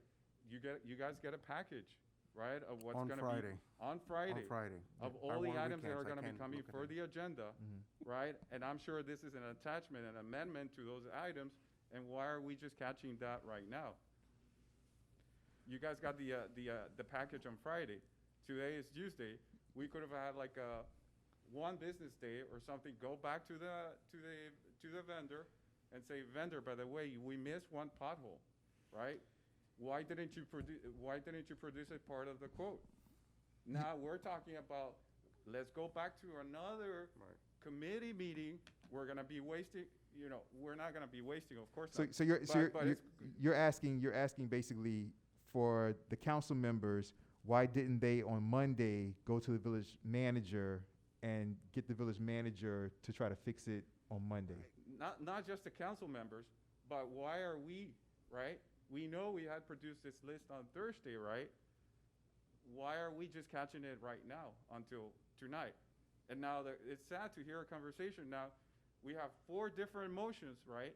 Another motion is to go back to a Public Works Committee meeting, right? 4 And- different and there- options, he means, yeah. And this is becoming a little bit, frustrating to, at least me as a resident, No. because I've been pushing this. I understand, but think about this though. Think about this, former Councilperson Dreyer. Right now, you should be happy because the motion that has been made and been seconded is the one that you want, which is it doesn't hold up any time. The motion that's up right now, that was made by Councilperson Lightfoot Ward and seconded by Councilperson Martin, that's the one that gives the manager the authority to go try to go get that information. And if that information doesn't come back in a timely fashion, she makes the decision based on the best information that she has. So the one that's on the table right now is the one that you should probably like because that's the one that gets things done the quickest. Right? My second question is, out of let's say the inventory of the 10 potholes, if the 3 lists, are we saying, is it like 2 potholes is it the difference? Or are we saying it's a totally different list? Are we saying like one of the vendors produced one less, let's say out of the 10 produced 1 pothole less, right? Are we saying, is it a big difference, a significant difference? I'm sorry if I may. And going back again with what Mr. Geller has said, the issue is that, for example, One Stop, it doesn't have included the 211 address, which is the one we having issues with the parking and the easement and all of that, which Precise and DMI have them included on the quote. So if you think about it, if one is only $4,000 more, it's not the most expensive one, it's the cheapest one. So what we have to do is, and because on addresses, I understand, they're actually not in front of houses, they're like in between, so one company might have gotten the address from one house and not for the other one, right? But the thing is, like, for what I see here, I see numbers. And I see one company is not including one, which is the biggest one. So I will say, let's go to, DMI. DMI. Tell them to exclude the 211 Northeast 89th Street, which is the one we having issues with the easement, because they have a pretty much a long list of the new potholes, which includes most of them on the northwest side, on 86, 89, and all of that. And, try to negotiate with them, like Mrs. Ward has said, and say, well, let's take these off the list and tell me how much is the final number. And that will compare more to One Stop Paving, which is the recommendation we had in front of us. Because again, my assumption is once they take that off the list, it will be at least $5,000 less, because that's the one that has the more trouble, like has the biggest pothole on the easement. If you don't see it like that, I think it's like then there's a problem there, because that's the only issue I see.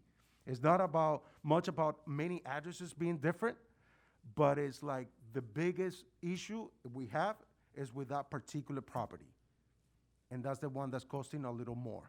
So it's just And it's included on that quote that's 32,000 versus 28,000 that doesn't have it included. So.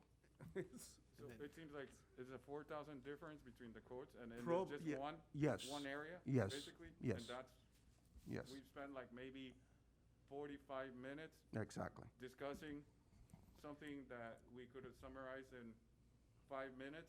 And again, I go for a more, like I said, is, maybe the other one stop is a little more reliable when it comes to answering and coming and, and stuff like that. But again, the only experience we have with them is fixing the paving, not like the bricks, not the road. And the other company is, and they're in business for like, 7 years. These other companies been in the business for 60 years. So I don't know. It's all about, choosing the right, not the cheapest, but the better If I vendor. I'd like to offer what I was looking at when I Yeah. was looking at the quotes. And so when I realized that the addresses were different, I honestly, I guess I'm the only one here who, I wasn't bothered by the lack of uniformity, because what I saw as similarity between them was the manner of repair. Each one had 8 addresses listed of a specific type of repair. Then each of them also had 2 addresses listed of another type of repair, with the exception, I believe, of one stop, right? Mm-hmm. And so for me, I guess I try never to make assumptions, but I guess I did make an assumption that what we're really talking about here was the number of types of repairs coupled with the approximate square foot, accumulative within that type of repair. And so in that regard, I guess I honestly, I didn't think much of it, that a couple of the addresses were different, because in my mind, I'm thinking, okay, what we're trying to get done here in this first phase of pothole repair is 8 types of this type of repair, and then these 2, which were the, a little more detailed in terms of the type of intersection they interacted with, needed another type of repair, which were outlined in the quotes, right? So I guess for me personally, I wasn't thinking that apples to oranges was a problem in these quotes, because what we were talking about was type of repair coupled with square foot, of that repair gives you the total cost. And so correct me if I'm wrong, Attorney Geller, but I believe that the motion on the table satisfies accounting for that, in that if the manager, and my only other concern about the motion was, we have our 3 quotes.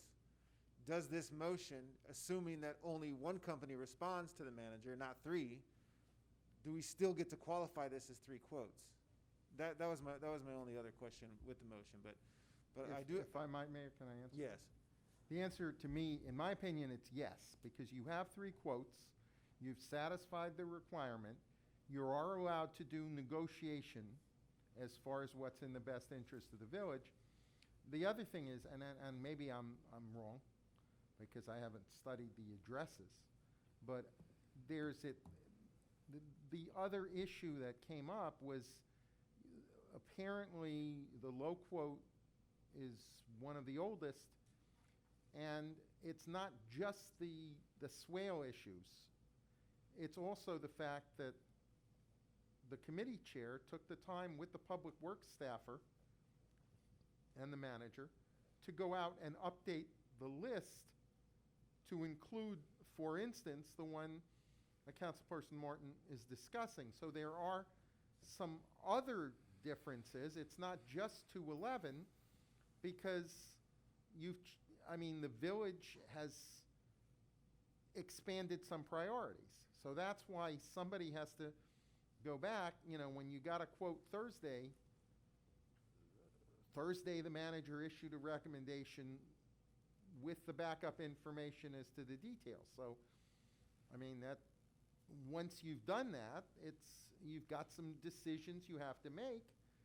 That was done, it's received, it's issued, that's what you're looking at. That's why it's committed to your discretion the mayor outlines correctly, different options.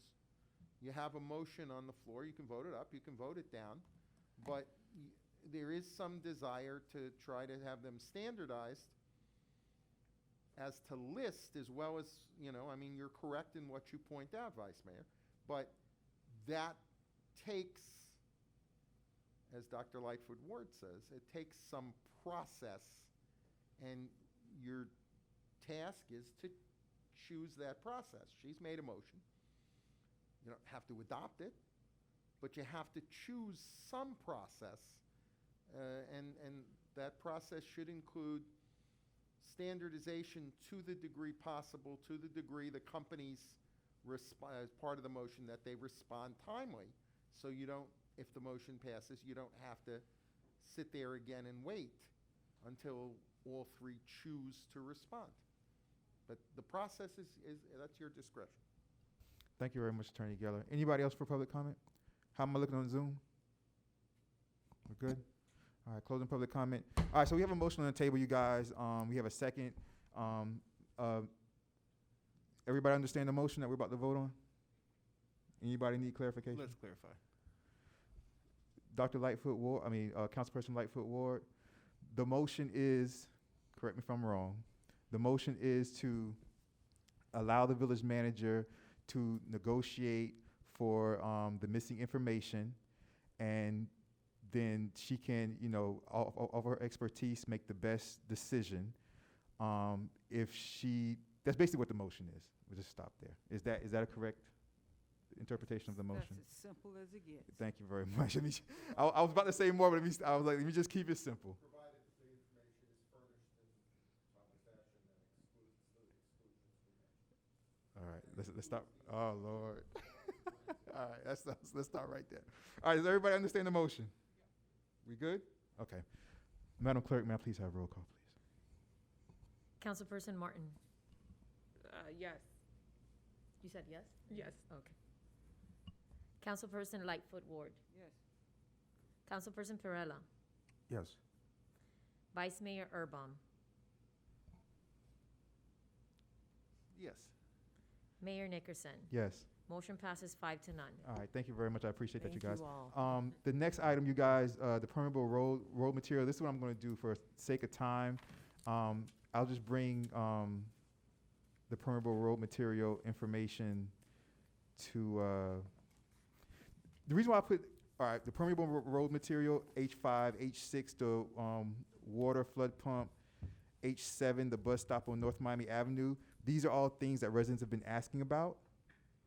So I kind of wanted to introduce these ideas to you guys so that we can start to research these ideas, so that at future meetings we can start to kind of come back with concrete discussions about them. Okay, that's the only reason why I had it on here. The permeable road material, it kind of falls hand in hand with the pothole street repair, because it's about road materials, about pothole and street repair, because we deal with a lot of flooding and stuff like that. So there are different permeable road materials out there. You guys should start to look into this on your own for future meetings. There's different permeable road materials out there that once we start to fix these, like the streets that are real messed up, especially like the in front of the doctor's office, where it's like potholes and it's like really messed up. If we can start to get businesses to start to replace or start to fix our own streets to replace things with more permeable road material, it will last longer than regular road material. It helps with the water much better than regular road material. So we'll be fixing a lot of different issues that we have in the village with just that little change, with changing the road material to more permeable road material.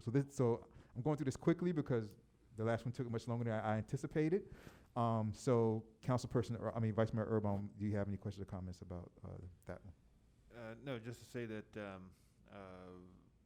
in the pothole discussion, for example, the concern is that if the job is not done to a high enough quality, then it will begin to degrade rapidly and we'll have to do it over again, right? So with permeable, the same thing. We'll find that it's an emerging industry, yet it has ancient kind of practices to it or philosophies to it.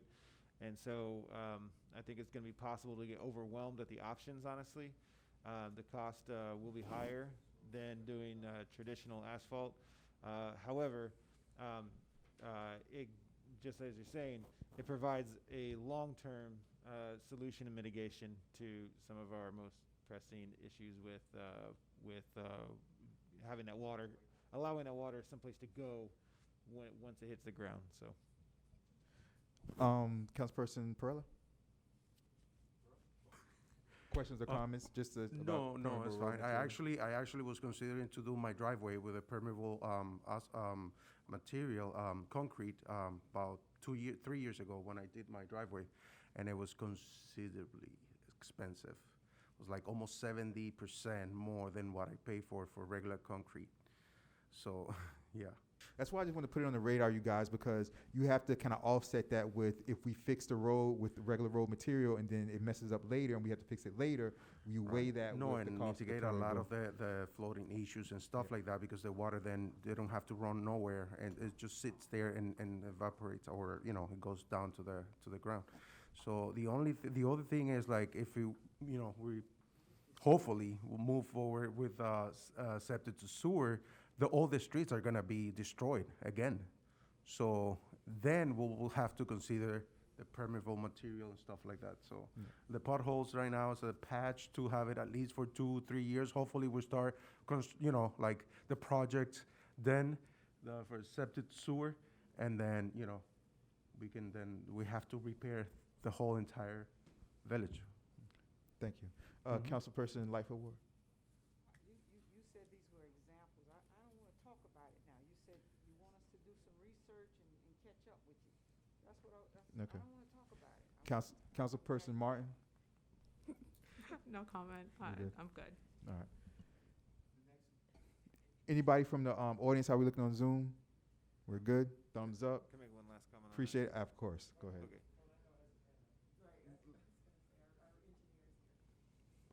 I'll make a comment while we're bringing them over. Go ahead. That's okay. Just on on this issue, just as Councilperson Perella is saying, look, we need, the truth is we should have a savings plan anyway, right? But what you're talking about is trying not to do things twice. So if we are going to tear up the streets with septic to sewer, if we are going to tear up the streets with the stormwater installation, right, the stormwater drainage installation, then in theory we have a plan for redoing the streets after those projects, or as those projects are completing, at the same time. That would take an incredible amount of coordination, but still, regardless, that's going to be the opportunity to get it done properly. So we have a little bit of time, precious little time, but to come up with a plan for savings to be able to afford some of this. And so that's it. Thank you. I appreciate that. What does Mr. Rubio have to say? No, just the conversation regarding pervious pavement or pervious concrete or pervious pavers. As one of the council persons mentioned, it can be very costly. It's not recommended on travel lanes on roads, but you can put them on, install them on off-street parking, and parking lot areas. That's where you apply them, but because pervious pavement requires soft soil underneath for the water to perk, and you can't put that on a travel lane. But you can put it on, say, where a business uses parking for, and things like that. Thank you. I appreciate that, Mr. Rubio. Anybody else for permeable road material? We good? Hearing none. All right. So for the water and flood pump, you guys. So this is something that the village manager is going to continue to look into. This is something I wanted to put this out there because I want to be more proactive than reactive when it comes to our flooding. And we're going to get back into the rainy season. We're going to get back into the hurricane season. It's going to come before we know it. So we really need to look into, and myself and the manager, I know she's going to cover it later. We had a meeting today with County Commissioner Hardiman, and it went really, really well. And I did bring this up. I brought this up in our meeting about the flooding, about pump and stuff like that. So I'm trying to build these relationships so that, and the manager will tell you that even in the meeting, it wasn't all business. I reached out to him. I said, and it was a friendly meeting, and instead of just coming and saying, I told him on a couple of occasions, village manager will tell you that, I say, we're not coming here with our hand out, you know. We're coming here to build a relationship. And I even got, you know, we spoke, you know, candidly about his frustration on coming into a new position and stuff like that. So, you know, I had him opening up even emotionally a little bit, you know what I mean? So I'm doing that, though, to establish those relationships so that when we do have this flooding and stuff and we do have these storms and things like that, we're not at the back of their mind. We're at the front of their mind, okay? So just wanted to let people know that because, again, this is something just like the permeable road material that residents have been contacting me for consistently, have been contacting the village for consistently. So I want to put it onto the record out in the open that it is being discussed, and things are being done about these different situations. We do hear you. Vice Mayor Urban, anything about the water flood pump? No. Councilperson Perella, anything about the water flood pump? No. Councilperson Lightfoot Ward, anything about the water flood pump? Negative. Councilperson Martin, anything about the water flood pump? No. Okay. Public discussion, anything about water flood pump? How we looking on Zoom? Thumbs up with Zoom. All right, you guys. So the next thing is the bus stop on North Miami Avenue. A lot of people have been reaching out to the village. A lot of residents saying there's a bus stop on Northeast 2nd Avenue. You guys, there's a bus stop right there close to 87th Street. And a lot of people are saying, why is there not a bus stop on North Miami Avenue? I've been getting that a lot. So, Madam Manager will tell you guys, and I see former Vice Mayor Mathis in the back. How you doing, Harold Mathis?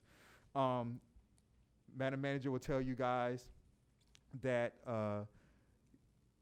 that road is not only owned by the county, but that was discussed previously, and they said that they didn't feel comfortable. They didn't want to put a bus stop there. Another thing, you guys, once bus stops do go up, understand that El Portal has to maintain it. So, you know, just understand that. Anything you want to add to that, Madam Manager? Yes, I would like to add that the bus stop that is on Northeast 2nd Avenue in front of the Sanctuary Project Church, that was a stop that was garnered through an interlocal agreement between Miami-Dade County Transit and the village that was a federally funded Americans Recovery and Reinvestment Act back in 2009. The village, there were bus shelters put throughout the county, and El Portal got one. We do have to maintain the bus stop, and we have to do a lot of reporting for that bus stop. But the bus stops don't belong to the village of El Portal. They belong to the transit, which would be Miami-Dade County. So it's up to them to put the bus stops in and the shelters or what have you. I mean, we'd gladly maintain them if we would get some, but it's their decision, and you know, we follow suit with what they're giving us. But we are putting in our own little shuttle stations for our circulator at the Village Hall and at the Nature Trail. But outside of that, we don't have a transportation system to run on our own. Looking forward to that shuttle station. Vice Mayor Urban, anything about bus stops on North Miami Avenue? I'm just looking at the map here, and so on Northeast 2nd Avenue, it looks like there are 3 northbound bus stops and 2 southbound. The 2 southbound are kind of at the extremes of the north and south of the village boundary. And then on North Miami Avenue, there's a single northbound bus stop just north of 88th Street, and then there are 2 southbound, one being close to 87th. So,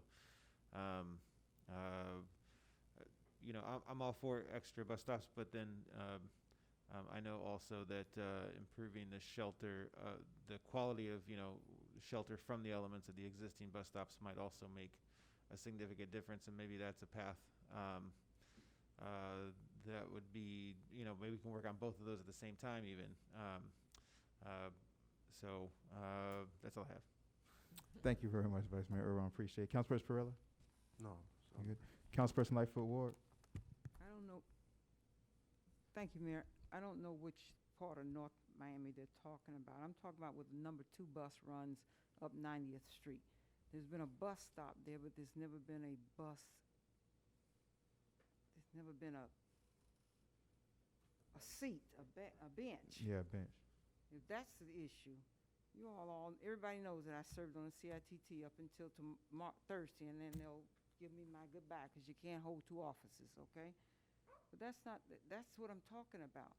We're not talking about the absence of, we're talking about there's a bus stop, but there's not a bench. That's what we're talking about.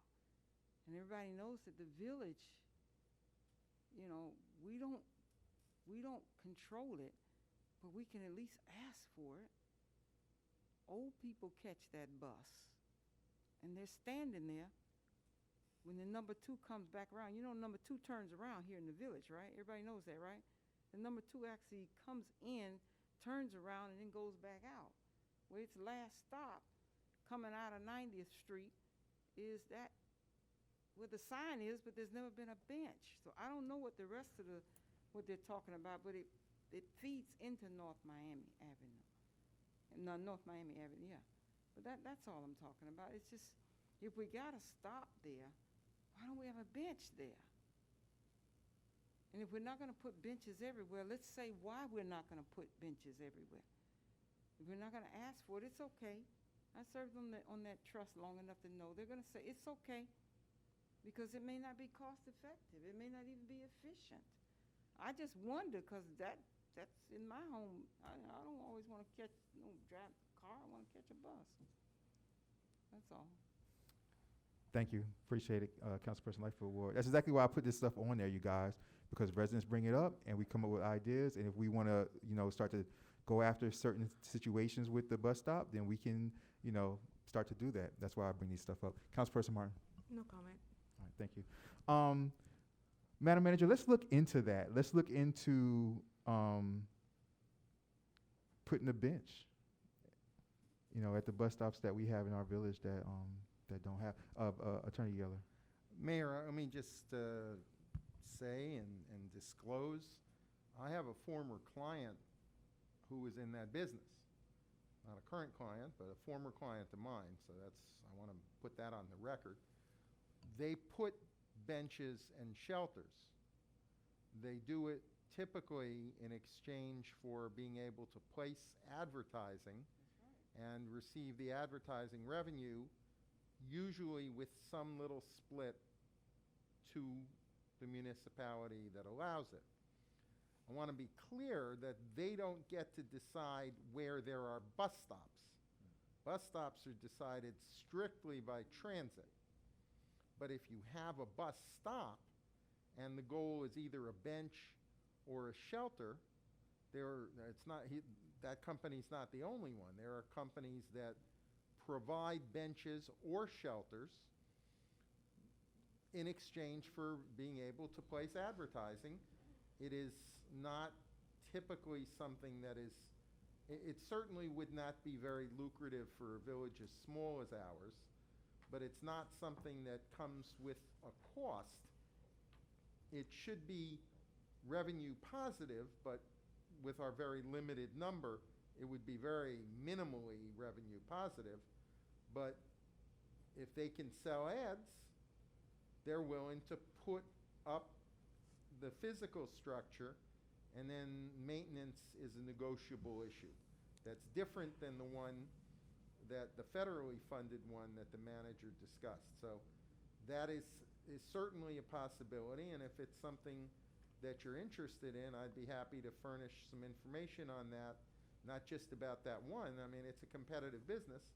To the manager, what you would need to do, though, it is not a sole source. It's not like one company does it and you just call them up and you make a deal. You have to do a competitive solicitation. Whether we would get much interest because we have so few stops is hard to say, but you could do that. You could put it out and you could see who's interested in it. Point of order. Yes. Also, when we're thinking about that, I just want us to think about the aesthetics of that and whether or not that's something that matches where we're trying to go in the village and the pros and cons of that. I would be on the side of not doing that. Yes, go ahead. Okay, thank you, Mayor. Also, just a clarification for one of the benches on Northeast Second Avenue, State Farm actually sponsors that bench. But again, that's outside of El Portel's purview. I mean, we had nothing to do with that, but, you know, the State Farm Insurance purchased that.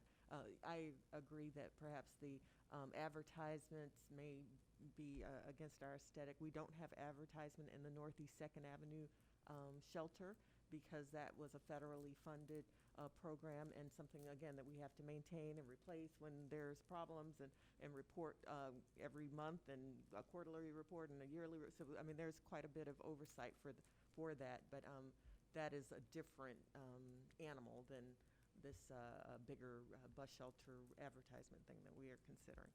So I will ask the question and maybe provide a brief report to you all to let you know the options. Yeah, it just gets the options. It's good to hear the options, and then we can, you know, decide, you know, if we want or not. I mean, maybe, you know, in a perfect world, maybe like their advertisement would be like a tree.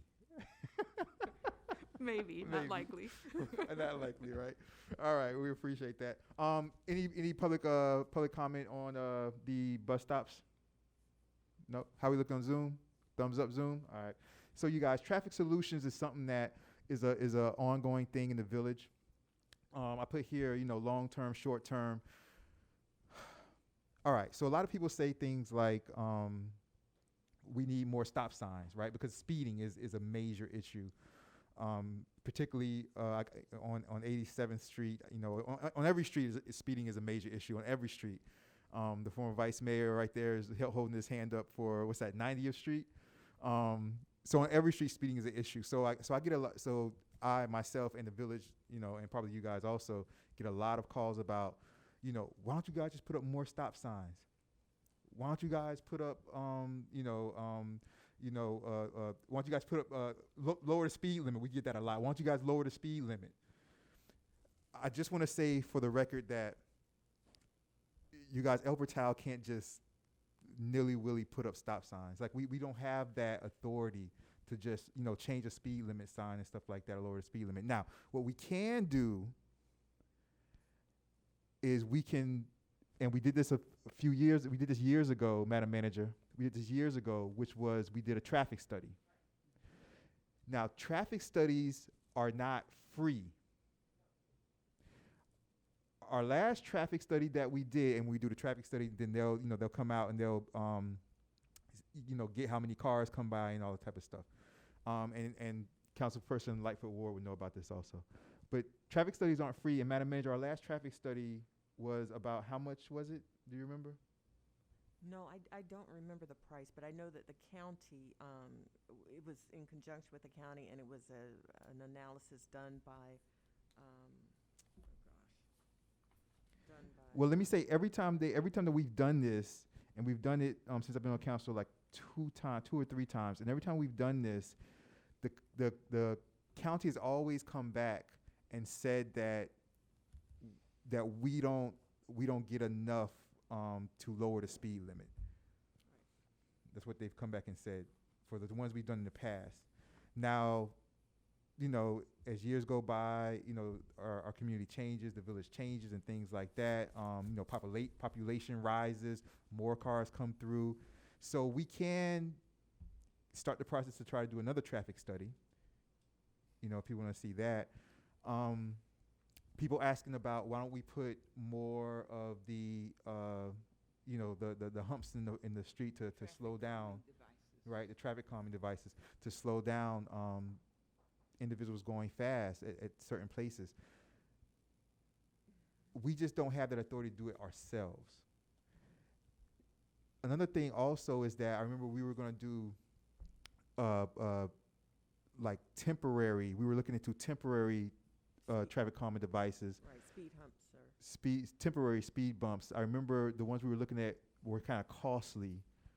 Well, yes, they were costly, but at the end of all of this, because we had so many people willing to donate, contribute, we were told by Miami-Dade County, a traffic engineer came out and talked to us as a village back in May of 2018 and said that those are county feeder roads and we cannot put down any calming, we cannot put up any unauthorized signage, that would all be removed.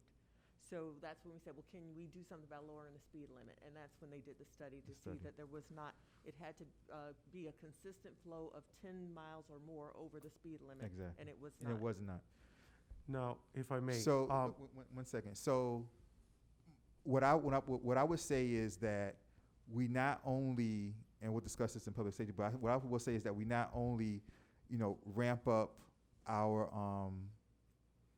speeding situation, monitoring our speeding situation, but that we start the process to do another traffic study so that we can see where we're at.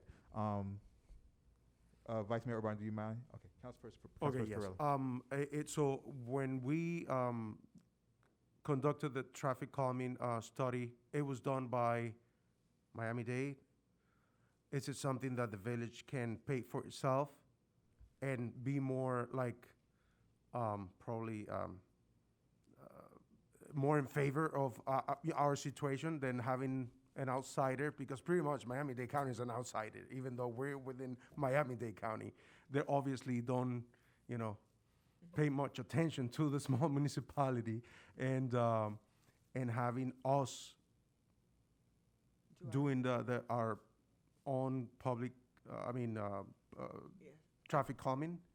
I'm Will sure it add any benefits to, or we will get somewhere with that, or? Well, I'm not sure. I've been advised by other city managers who've conducted their own, because they met with the same opposition.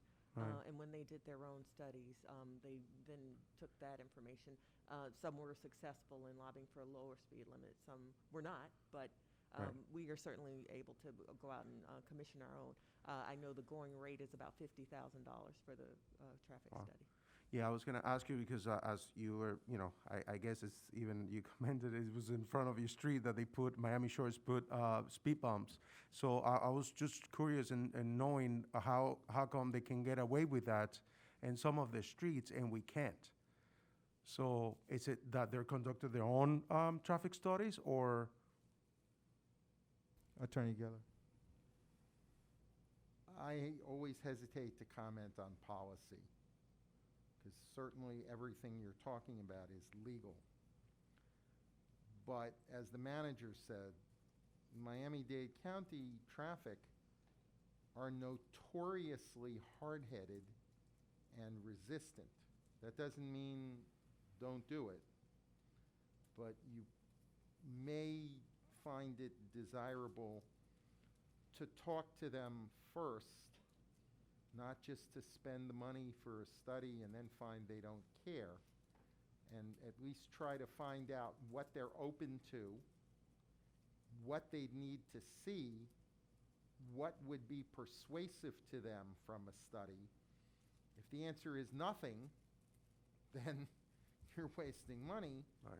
And if you can focus on what it is that they're looking to find out, you don't need to pay for other things in a traffic study. You just want to pay for what they're looking to see and see if you can make your case to them. So I just would say that although it sounds like you may want to start with the study, that may be like step 2 or step 3 in your process after you talk to them and maybe their boss or, the county commissioner or the mayor can try to give you some push there. But you want to know if anything will work and what it is that's going to work before you contract with somebody. Again, I hesitate to give policy advice, but that's a little bit. Yeah, I appreciate that, Attorney Geller. That's why I said we should start the process to move towards a study. Councilperson Pearl, you good? Councilperson Lightfoot Ward?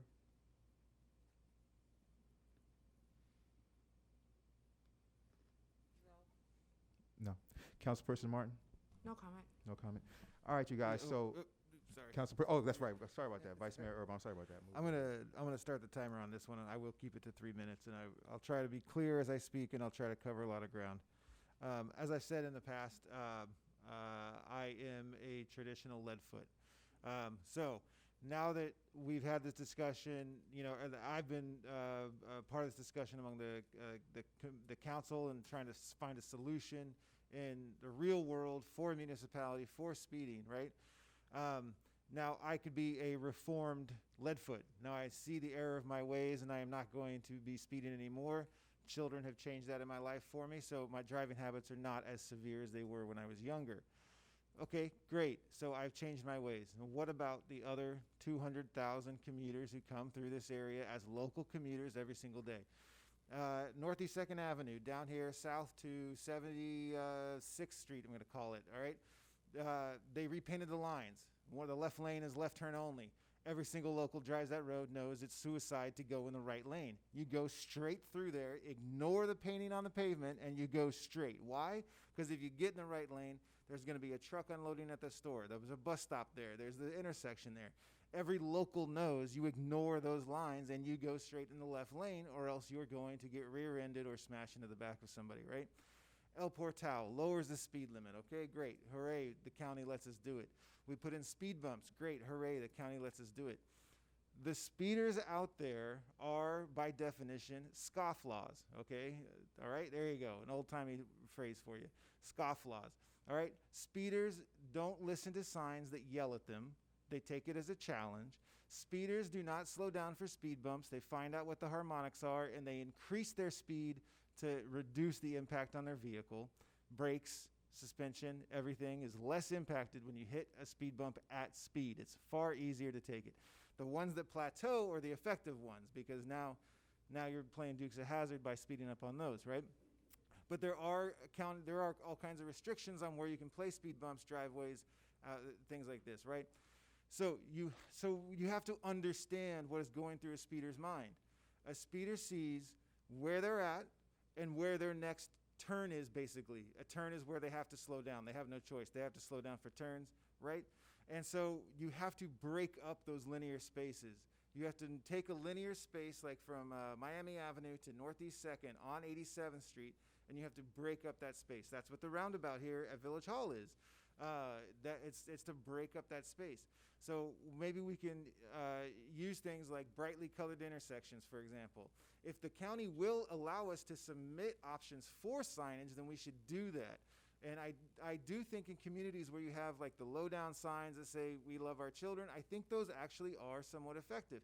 In addition to that, if you put like a small print sign, you know, the social distancing shirt that says, if you can read this, you're standing too close. Well, how about a sign below a speed limit sign that says, if you can read this, thank you for driving safely, and put it in smaller print, for example. There are imaginative things that we can do, and I don't think that a solution is to wait for the county to let us do what we want. We have to find solutions that work within what existing county rules are, and then also match that with psychology of what is happening in the mind of someone who is just speeding from point A to point B. It took me 20 years of driving to learn I don't gain anything inside of city limits by speeding. I don't gain any time at all. And now I'm a person who, I don't take the shortcut to gain time, I take the shortcut to get away from traffic and actually slow down a little bit, where I don't have to be in the rush of the river of traffic to be going. I can get off of that, and I can actually slow down a little bit, take some more turns, hit some more stop signs, but it's easier on my mind. My soul is happier, right? And so I think if we don't address the psychology of what's happening with the local speeders who come through here every day, we're not going to fix anything. And so my recommendation is we have to figure out ways to break up those spaces so that they don't seem like a straightaway anymore. That's the issue of Biscayne Boulevard. They've been, I referenced it at the last meeting. Felipe Azania has been petitioning the county and the state even for years, trying to get them to even acknowledge the design flaw of Biscayne Boulevard, because it's built as I grew up in Kansas, and we love our V8s. 0 to 60, 0 to 100, quarter mile, half mile. This is what you do. And so when you're out here on Biscayne Boulevard, you've got straightaways that are a mile long. And so at 2, 3 in the morning, you're sitting there in a Lamborghini V10 with a R8 Audi package, and you're gonna go. I bet I could go 0 to 115 before I have to slow down to the next stop sign. This is what's happening in the mind of a speeder. They see straight lines. The real drivers can take turns at speed, but you find out that most people really only know how to drive in a straight line. So you have to break up the sight lines so that they have to look at more things, they have to pay attention to more things, and then the foot comes off the gas as they negotiate that, deciding when they can get back down on the pedal again. And that's what you're doing, is you're buying yourself time with the speeders so that they're not encouraged to just drop the hammer as they go between two blocks, right? And so if we don't address that psychology, then we're never gonna get anywhere on this. So that's all I have. Thank you very much, Vice Mayor. No, you're good. Thank you very much, Vice Mayor Urban. So I think the manager kind of has direction to know what she's going to do to kind of start the process, you guys, and she'll look into those long-term and those short-term solutions. Okay, and we'll get back to it. All right. So go ahead. Public hearing.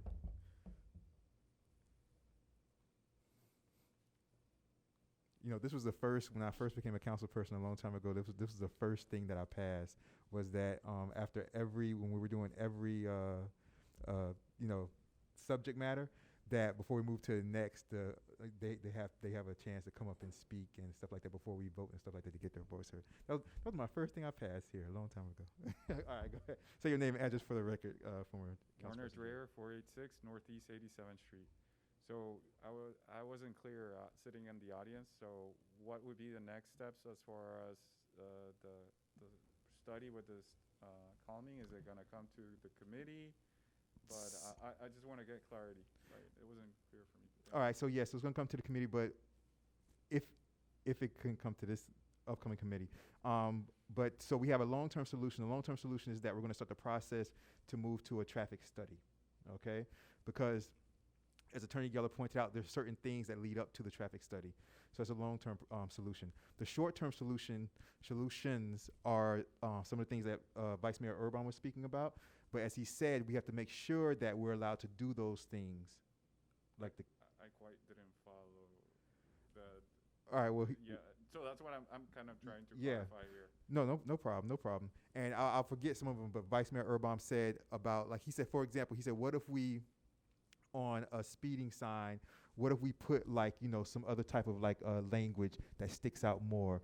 Or he said that, what sticks out more when you're driving down the street are kind of sometimes like the ones that are really bright about, look out for, children at places like that. He said, so let's try to get some other signs and signage that's more, that we can get quicker, that we don't have to go, through the county, we can afford to buy it ourselves and things like that. But let's first check and see if the county would allow us to do so. I'll give you one more quick example. So take 87th Street between Miami Avenue and Northeast 2nd Avenue. So we can't put we can't attach just whatever sign we want to any signpost because the county governs the signs on that road, right? The county has to give us permission to either add a sign to a post or add a whole new post with a whole new sign. The county oversees whether or not we can do any of that, right? But what they don't oversee, for example, when you used to drive to the Keys, when you hit the stretch, there's passing lanes. And so they used to have, before the redesign, they had the signs that said, be patient. And then a quarter mile later was another sign that said 2 miles to passing lane, or 2 minutes to passing lanes. And then it said again, 1 minute to passing lanes. They had these 3 signs spaced a total of a mile apart from each other so that people would think to themselves, okay, I'm gonna wait before I decide to pass, right? So we could use residents who would volunteer to say, I'll put a sign in my yard, and you can have signs spaced out that say, 45 miles an hour, you've covered this distance, 35 miles an hour, you've covered this distance, and you start educating the public on what's happening as they're increasing their feet per second and their velocity. And that process of getting them thinking about that brings the foot off the pedal while they're thinking about it. And that's really the goal. The goal is to get the foot to rise off that pedal instead of be dropped to the floor on that thing. And so anything you can do at all to cause a driver to have to start to process things is what's going to cause that foot to come back off the pedal. So we have to think of things that we can do without having to wait for the county to catch up, because the county's never going to catch up on this issue, it doesn't seem. So. All right. So just to put a title to that proposal you're bringing, what would you call it? So because we hear the long term, right, from the mayor, right? This is part of what Pluserbia has already worked on, that they're calling resilient streets. So traffic calming and the speeding issues is part of the Resilient Streets plan that Pluserbia is actually quite a ways down the road on in development. And so as an overall plan, under the umbrella of what's called Resilient Streets, there's everything from flood mitigation design to traffic calming design as well. So it doesn't have a name right now. Is it called resilience planning? Yes. That, Resilient street planning. yes. street planning. It's Um, being introduced essentially to planning and zoning. It hasn't officially been introduced to planning and zoning yet. It was brought as a special presentation at last month's general council meeting, and will be presented as an option. It's essentially going to be presented to be introduced to the tracking report within planning and zoning. Great. It's So- a long-term view on what streets are going to look like in El Portal. All right. So we have two long-term solutions now. So remember, you also have short-term, you also have speed enforcement, which we've started. The chief's been really good with that, and we're going to get even more aggressive with that. Can he provide an So- update? How aggressive is it, and what's the? Well, he can because Yeah, that would I'm, be great to hear, because we have two long-term solutions and then the short-term, right? That would be great. yeah, I mean, I'm on those emails. He can, and this is something that has been kind of like restarted recently. I don't know if you had a chance to kind of hear about the last public safety committee meeting, which I'm chair of, and that's when we kind of like really kind of like hit it back up and had it full notch to get back started, and we've started to get some good results out of that, Chief, with the speeding enforcement that we've been doing. Now, what we can't do, we can't say, what days we're going to do it. We can't say, where we're going to do it. We can't say, next we'll be focusing on this street. You know what I mean? We can't say that. But we've been doing it, and it's been bringing back good information. But as and the chief knows this, I want to get, and the manager knows this also, I want to get really more aggressive with it. A lot of our problems with that is manpower with the police officers, but we're going to try to figure out a way, around that. Okay. So we have two long-term solutions, and then the short-term, the chief will talk to us later. Yeah, Right? short term, The yeah. aggressive one. Yeah. All right. Awesome. Thank All right, you. That thank you. clears up. Appreciate it. Thank you. Anybody else for traffic solutions? Well, yes, I do have a question for the village manager. As far as the money we have for the repair roads and stuff like that, we found out we have a little more than what we thought we had. Is that, because the troubling area that Vice Mayor Andrews is talking about, it's like from Northeast 2nd to North Miami on Northeast 1st on 87. There's plenty of space there to do like a rotunda like they did here. And that will actually, break that, straight line that you're talking about from the Northeast 2nd to the traffic light on North Miami Avenue.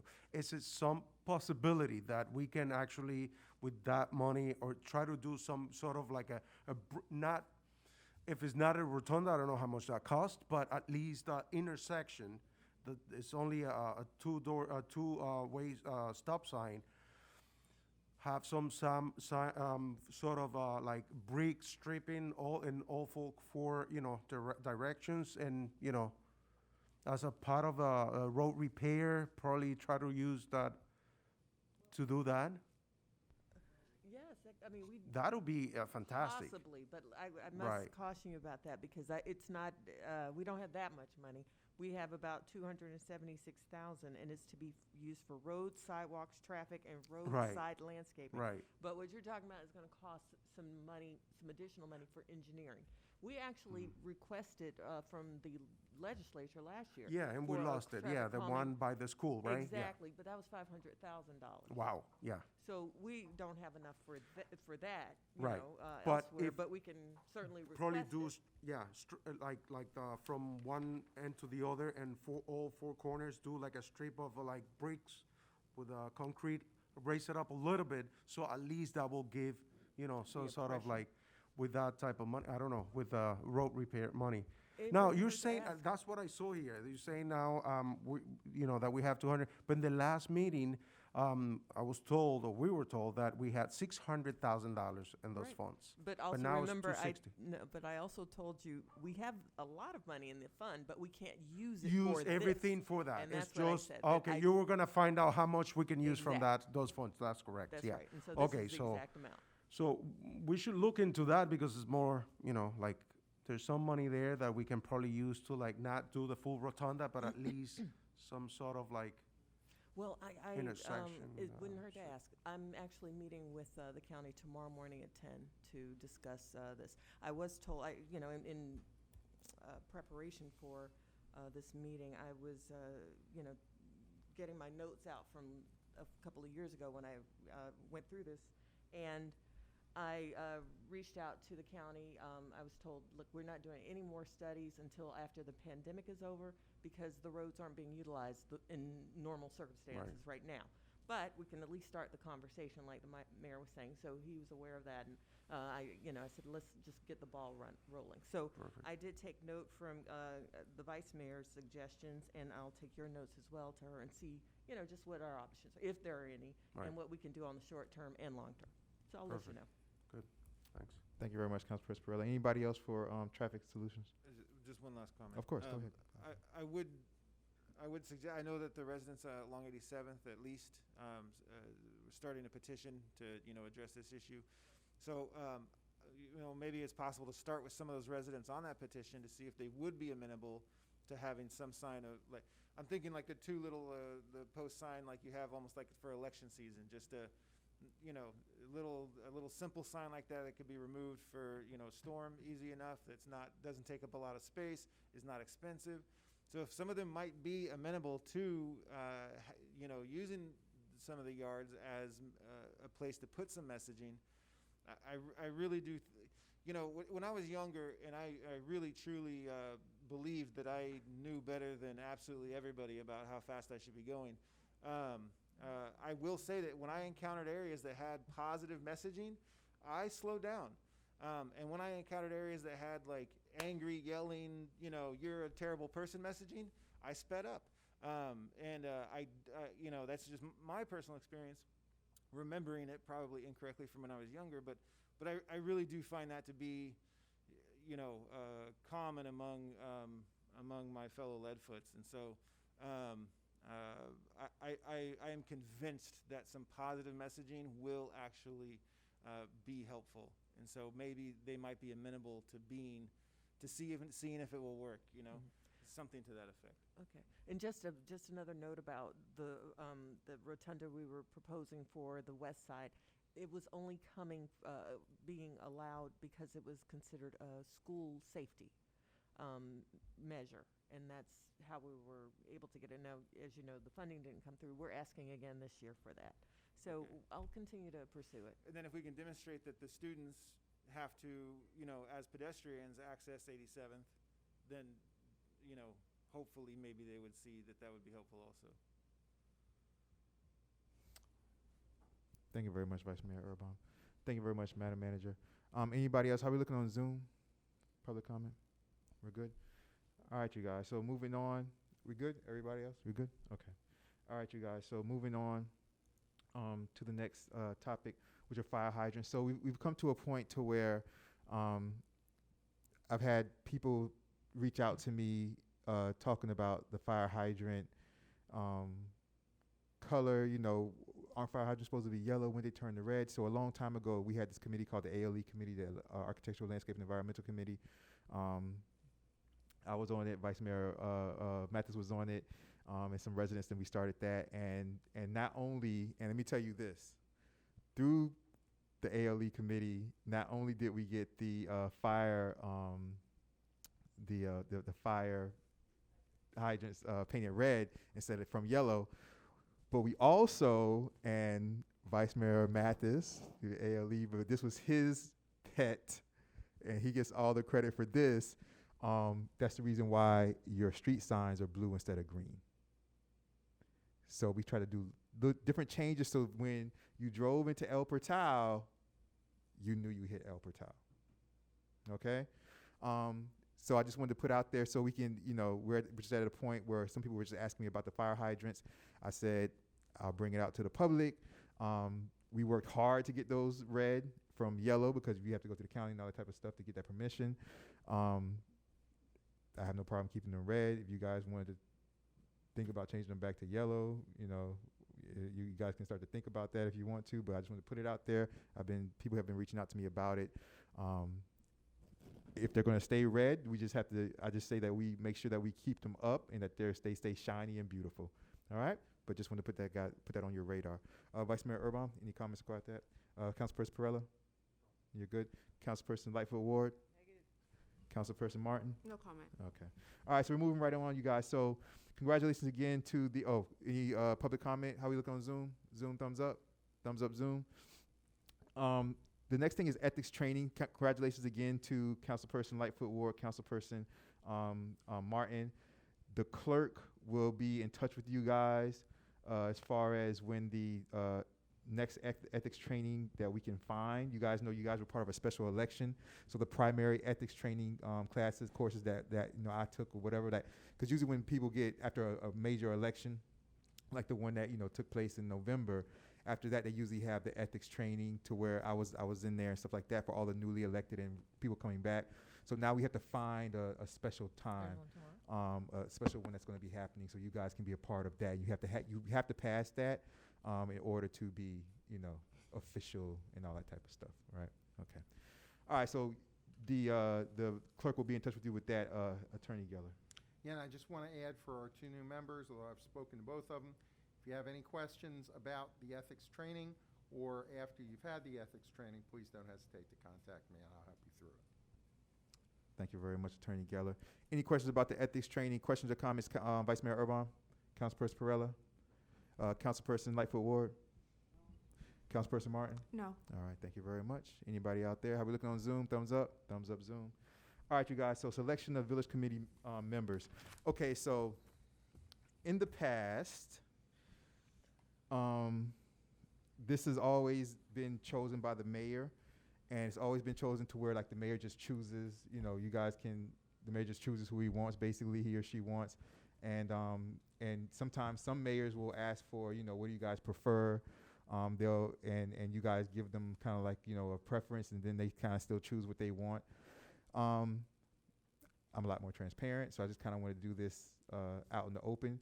And one of the main reasons why I want to do this out in the open was because in the past, like, because a lot of times you guys, lack of communication can cause issues in relationships, and lack of communication causes issues in any relationship. You guys know that.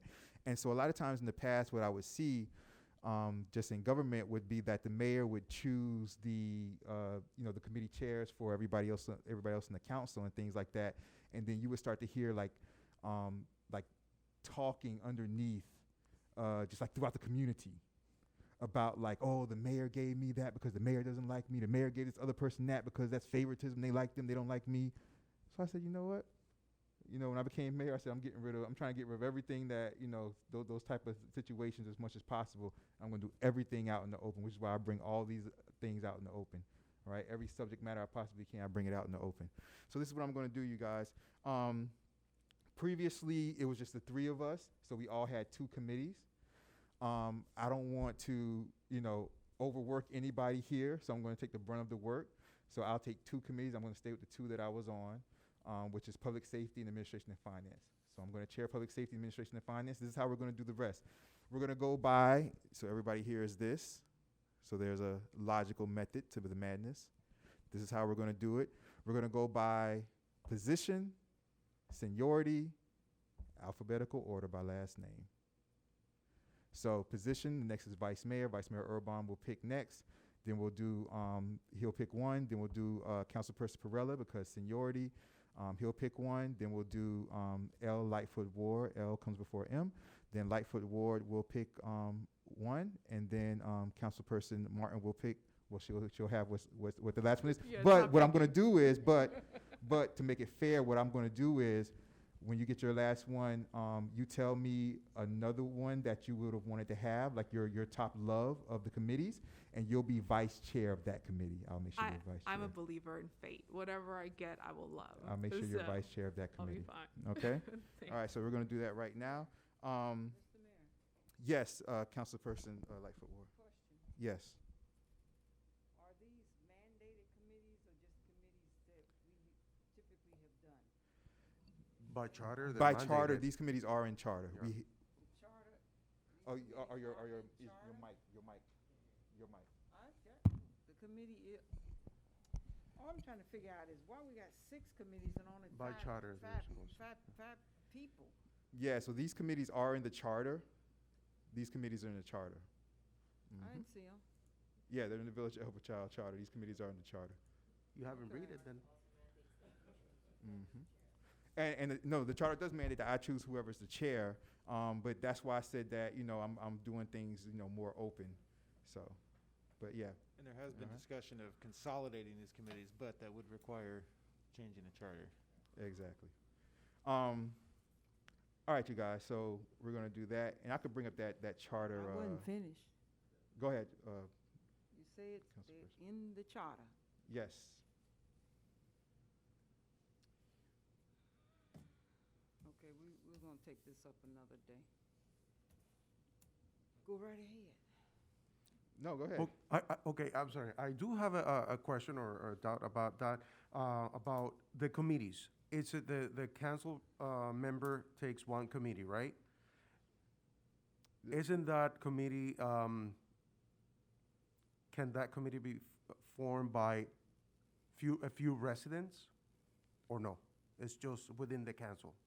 Like the vice chair or advices from, or no? It's just, well, members of the public can comment or, send you any sort of ideas or concerns, but is it something that, or is restricted to us? Lawyer. Thank you, Mayor. There are other committees than the charter committees. You have, for instance, a tree committee, which is Right. composed of citizens. You have a resiliency and sustainability, unless I have that backwards, sustainability and resiliency, which is composed of citizens with one liaison. Typically, there's one liaison. So you can have other structures. I'm not really, without rereading it, I'm not really aware of anything that absolutely says it's prohibited for you to add citizens to it, but they are committees of the city council, and the presumption is that at least the membership of them is gonna be made up of members of the city council. There's nothing that says that you have to have 3 on each, but you have a problem with quorum and other things if you don't. But there are some committees, for instance, that have all 5 of you as members, but Right. they still function as a committee.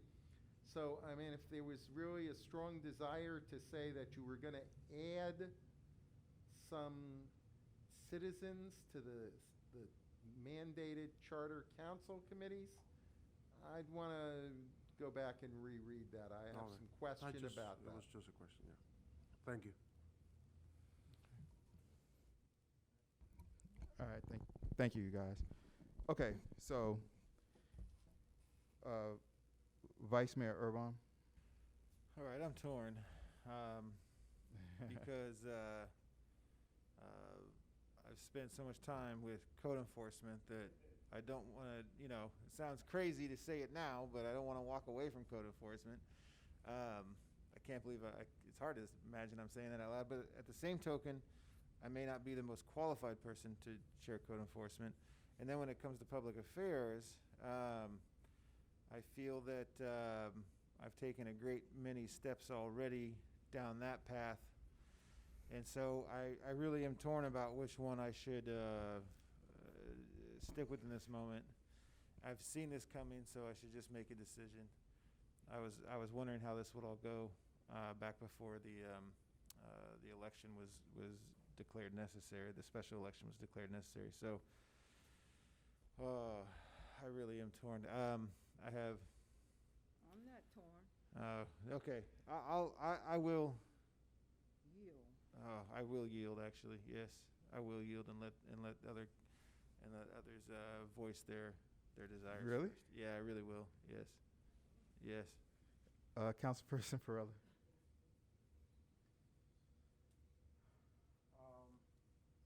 Sorry. I think I'm gonna stay with Public Works. Okay. Kind of like code enforcement, though. Yeah. Let me know. I'll give you code enforcement. What do you want? Which one you want? Make up your mind. Can I just say something about code enforcement? You can say whatever you I'm want not to say. torn. I know exactly what I want to do.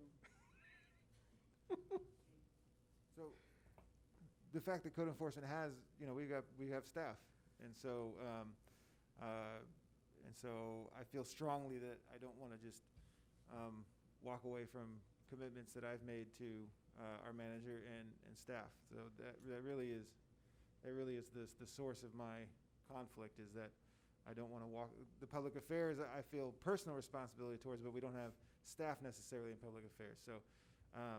So that's really where my conflict lies. I just want to be sure that our staff is supported by whatever does occur in code enforcement. So, Mayor, Yes, Attorney Geller. I just, if your first two choices are both torn about which one they want, you could always give people, another day to think about it. I understand, Attorney Geller. I appreciate that. Hmm? Councilperson Perella, did you want code enforcement or what? I like them both. Do you guys want me to pick on my own? Charter wants you to. I know. Councilperson Lightfoot Ward. Administration, Finance, and Code Enforcement. All right, so I'm already Administration and Finance Chair and Public Safety Chair, so I'll put you Vice Chair Administration. So I'll put you Code Enforcement because there's nobody Code Enforcement. All right. So Well, then let me do this. what's up, Everybody's beating up on that. Code Enforcement, Planning, and Zoning. Dr. Code Ward? Enforcement, Planning, and Zoning. How do I look? Is your Dr. Ward, is your microphone on? So Dr. Ward, It's on. It's sitting right here talking about green. all right. It's green. So we're picking the chair. So you want to be chair of which one? Shoot, I just want to be on the committee. We're taking too long to do this. I'm not good with somebody else's money. I don't want to tell administration what to do, and I'm a city manager type, so I want to do something I've never done before. I know code enforcement a little bit, and planning and zoning is one of those big ones that just keeps on coming up. Now, you just tell me where you want me. I think you'd be wonderful for code enforcement. I think you'd be great for code enforcement. I don't know. Everybody trying to get, this man Or- doesn't want to give it up, so I'm just No, trying to, We remember you guys. Let me just say this. Everybody, hold on for a second. Hold on. Everybody. Hold on. It's not one person on every committee. So even if you're not the chair, doesn't mean you're not going to be the vice chair or another member of the committee. Everybody has the paper I gave them. You see how many people on every committee? So we will all be on administration and finance and planning and zoning, because I said, you know what? I want all of you guys. Before I became mayor, it was only 3 people in administration and finance forever. Right. We changed to 5 as soon as I became mayor, because I said I want all of us to be involved with the money, because I don't want any situations like what I walked into. Okay, scratch. All right. Scratch. So- Scratch. I got So, it. so just because you're going to be the chair doesn't mean you can't be on another committee. And let me just say for the record, and Councilperson Lightfoot Ward knows I love her. Love you to death, Councilperson Lightfoot Ward. Section 4.01, council meeting procedures. E, there shall be the following committees established to the council. This is our charter. Yeah. The council to meet and make recommendations to the council for consideration. That are Public Safety Committee, 1, Public Works Committee, Public Affairs Committee, Administration and Finance Committee, Planning and Zoning Committee, and Code Enforcement Committee. So it says all 6. And F in our charter, F under this section says the mayor shall appoint a council person to be the chair and other members of the council as members of each committee. So the mayor should appoint, but I'm not going to appoint. I'm here to pick. All right, so Councilperson Lightfoot Ward, do you want, what do you want to chair? What do you want to chair? Code enforcement? Planning and zoning? No, I'll let brother keep it. I'll let him keep it. Do Let's you- do public works. All right? You love it? You love it? See what I'm talking about? See, Chief, they want us to be together. No, but which, okay, all right. They want us to be I together. think you should. All right. Councilperson, Safety? public, Chair. all right, so I'm chair of public safety. Gee, what y'all trying to throw code enforcement on me? No, I'm looking for a chair. So the ones that are open, Dr. Lightfoot Ward, Name one. are code enforcement. I'll take it. Okay. Take it, it's too long. Councilperson Martin, you have public affairs, you have planning and zoning. I think, because Perella, did you stay with Public Works or no? You haven't decided. Did you? Public Works? Code enforcement, it's fine. Public Works, your Public Works. Did you pick one? You didn't pick one. Councilperson Martin, you want, Is Councilman, oh, okay. Yeah. I'll go Do you ahead want- and I will select. Are these, I do have a question. Are the meeting times set in stone or is there They some are. fluctuation? Okay. Yeah, they So are. I'll go ahead and get planning and zoning. Planning and zoning? Yeah. Okay, very good. Very good. And so, Vice Mayor, you're public affairs, Sounds good. okay? Because this took much longer than I thought, I will pick the rest of everybody else's. I'll fill in the other spaces. I won't try to have you guys be on so many committees. I'll try to spread it out evenly. Vice Chair? Councilperson Martin, where do you want to be vice chair of? Public Affairs. Public affairs. So what do I have? Public Works. You have Public Works. Vice Mayor Urban, what do you want to be, well, I'll go backwards. Councilperson. I'm going to show up to all of them anyway. Yeah, so. me too. Councilperson Lightfoot Ward, what do you want to be vice chair of? What other committee do you want to be on? You are the chair of code enforcement. Give me another committee you want to be on. Public safety. Public safety. You're vice chair of public safety. Who's the chair? I'm the chair. Councilperson Perella, what other committee do you want? What do you want to be vice chair of? Or what other committee you want to be on? Code enforcement. Code enforcement vice chair, Perella. Vice Mayor Urban, what do you want to be vice chair of? Public Works, Administration and Finance, Planning and Zoning. I think, what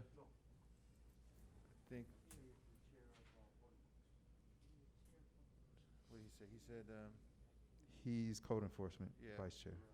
yeah, I'd like to stay on that committee, code enforcement. All right, I'll put you code enforcement. Okay. All right. Vice Mayor.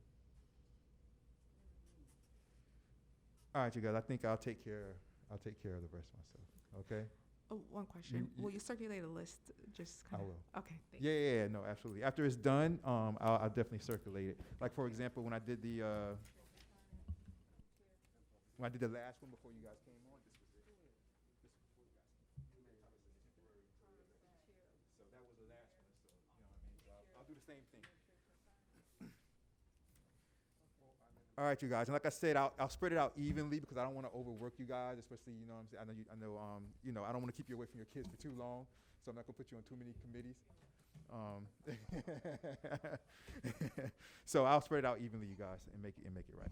All right, but like again, just for the record, we have to have committees. It's in our charter.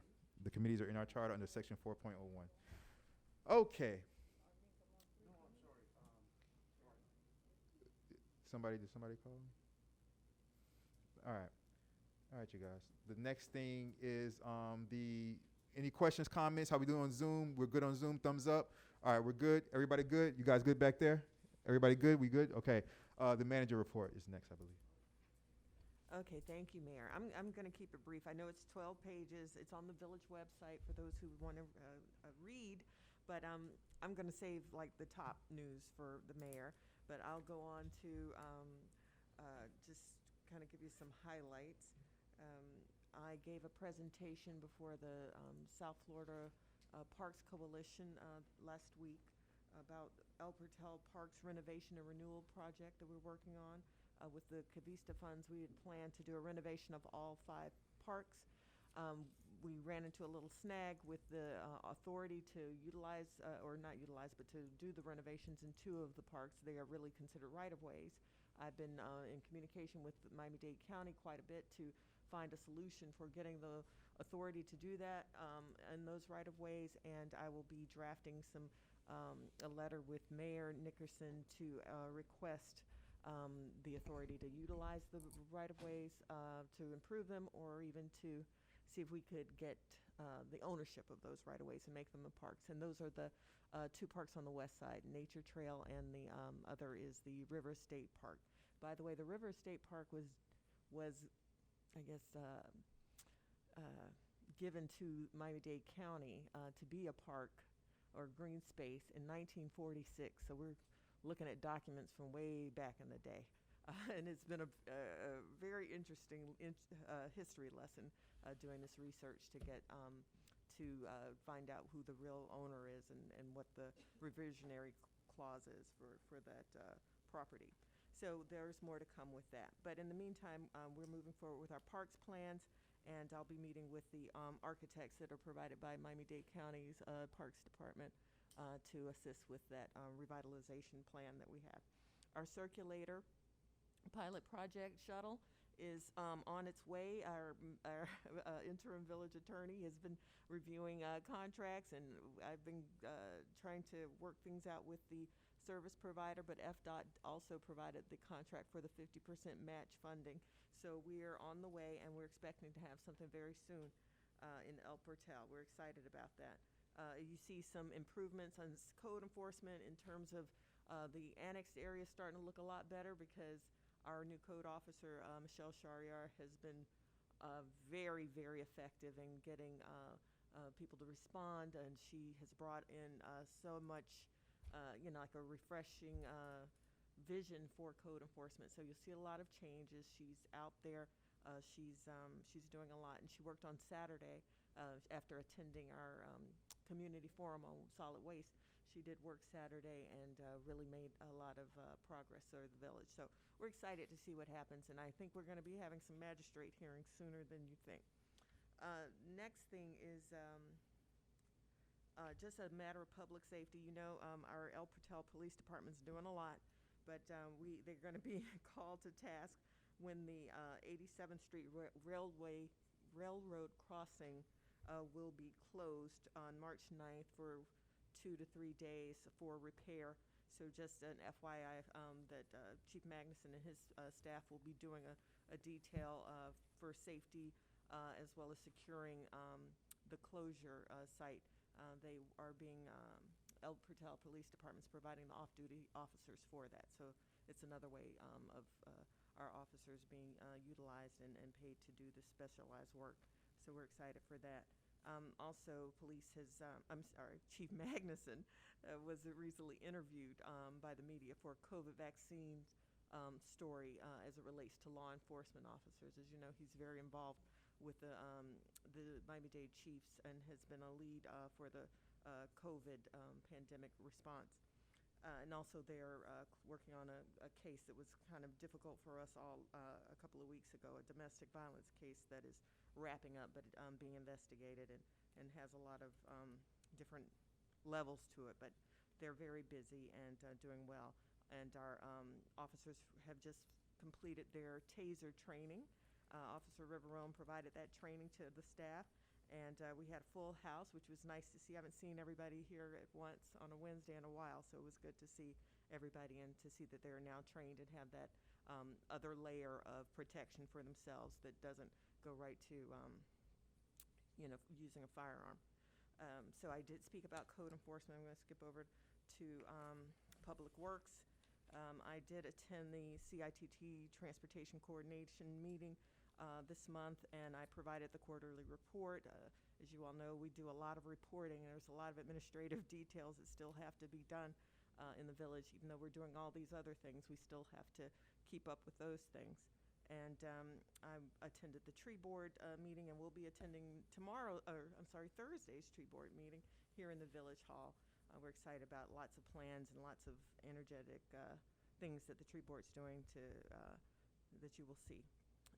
We did receive a $50,000 grant this month. We were given this grant by the CDBG HUD, Critical Facilities Hardening Grant. And that was a nice award for us to utilize in getting we're going to replace the outside or the doors that would be leading outside for the police department only. And we will be installing a generator here at the Village Hall. We don't have one, if you could believe it. So that's going to be really helpful to us moving forward. And that was a nice win. We are also awaiting payment for our CARES Act funds. Everything has been processed, and those funds should be coming in very soon. We had a solid waste and bulk community forum on Saturday at 10 a.m. It was well attended by our council, and the video will be put on the village website for all to see. We're happy to have some more prices for the rates for special bulk pickup. It will be $15 per cubic yard, and those payments and arrangements shall be made to Coastal Waste, and just check our village website for information on any special bulk pickup that is needed or any extra containers that are needed. The extra containers, meaning extra trash cans, would be $12 per month as an assessment on the property. And let's see, one last final thing I want to say that I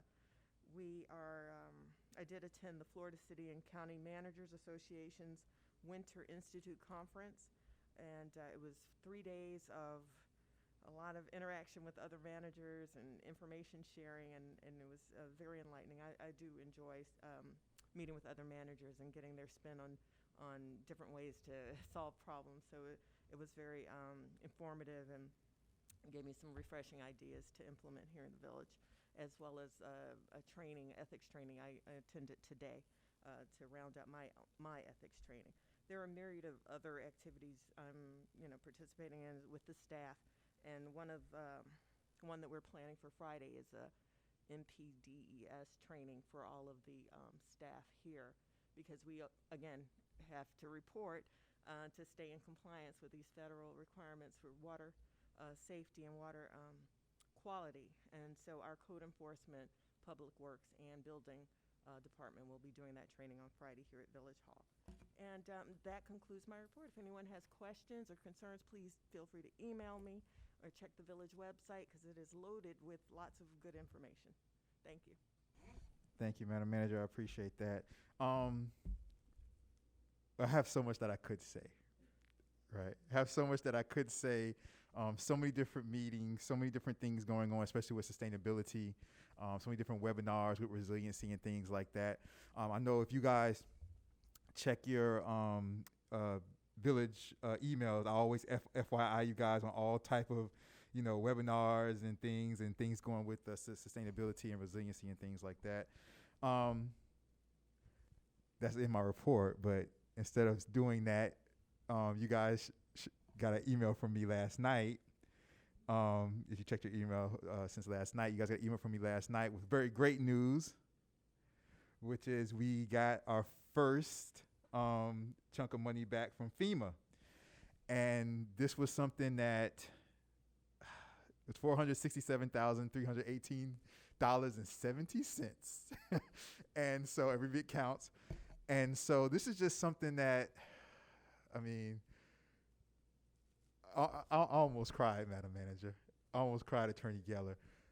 The hours and hours and hours and hours of meetings that we did. And if you saw in the email I sent you guys, I said, I want to thank the Village Council. I want to thank you guys because, we have to continue to, facilitate, positivity and good relationships. This money came like this because of the positive energy and the great relationships that we've created. And I have, I'm not going to go too deep into this. This is the last thing I'll say about this, because I have it in my State of the Village address that's going to be in August. But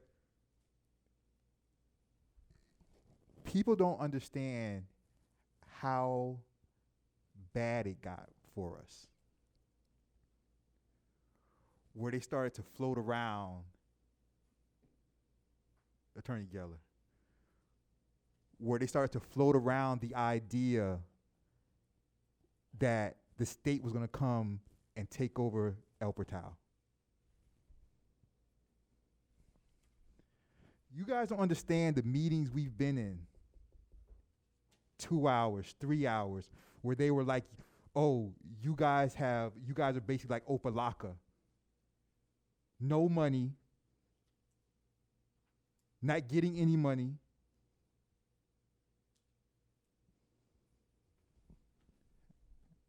I love y'all. Chief's been on some meetings with us. Attorney Geller, priceless. Matter manager, priceless. Our community. We work hard for you guys, all of us up here, the entire council. This is just the first step. I put that in the email. This is just the first step. We're looking for the rest of that money, or the more of that money to come in, and not only that, because of these relationships that we've built, more things that are out there are going to start. That ship is going to be. We didn't say anything. We didn't say anything. We kept it to ourselves, Madam Manager, but it was hard. They gave us the statute number that they used for Opalaka when the state came to take them over. I appreciate you guys. I love this village, and I'll die working tirelessly for this village. I appreciate all of you guys up here, not only for being residents, but for putting yourselves out there and becoming public officials and elected officials. And I love you guys up here too. And as a community, man, we're gonna get through all of this stuff, you guys. That's my report for right now. The rest, I'll send it to the village clerk, and it'll be on the website, you guys. Thank you. Attorney Geller reports. I'm going to try and go very quickly. There's a lot of stuff we're working on. A lot of it, some of what you've been told, is just routine stuff. The stuff like the circulator or the stormwater grant. So I just want to focus in on just 4 particular challenges very quickly that are the most important. First and foremost is this FEMA. I mean, there's nothing else that we have that is really like everything else we have could be dealt with. That was the one that, was an existential threat. We got a nice chunk, 467, and you should know that money has gone immediately to the bank. Our debt is now less. So instead of owing $1.2 million approximately, whatever it was, we're now, the mayor had 787, yeah, I believe it is. under 8. Yeah. That's a big reduction. It immediately means we're paying less interest. It also means that the bank is in a position to deal with us favorably moving forward, because we got them a big reduction finally in what we've owed them. There are other monies that are approved. They have to work their way through, but we should be seeing approximately no less than another 140. We don't know if it's in a month or if it's 3 months, but that's already approved. And then just to bring you up to speed, we are working with, I'm always hesitant to put too much on the record. I'm happy to talk to each of you because some things, we believe in transparency, but we also don't want to give advantage to somebody that we're dealing with and when we try to negotiate things. But our appeal is filed. Our appeal is pending. I've spoken to people about it. We have reason to feel good about our appeal, and I can give you more details on that. Hopefully, it would bring us at least enough to entirely retire that debt and more. I say hopefully because there's not a guarantee. But that's our goal, is number 1, to retire that debt completely. Number 2, to see if we can at least recoup some of the other out-of-pocket expenses the village has had in terms of the interest and fees on the loan. We're surely not going to get 100%. No one does. So, or I shouldn't say no one, but typically not. But this is concrete. This is money in the bank. This is money the bank already has. So I can't tell you how much the work that was done on this, the mayor, the manager, and again, I have more details for anybody. That is just the payment we've received already has significantly altered the landscape that we have to move forward with. And like I said, we are approved from the feds, has to work through the state for approximately minimum of 140. Sometimes you get a little different stories from them, but that would bring that down again, and all that helps. Number two, we have been speaking with the building official. We have been speaking with the attorney for the Barrington Brothers, for Cavista. We have exchanged some ideas about adjusting our proposed building fees. We want to be sure that we're doing something that'll bring money to the village.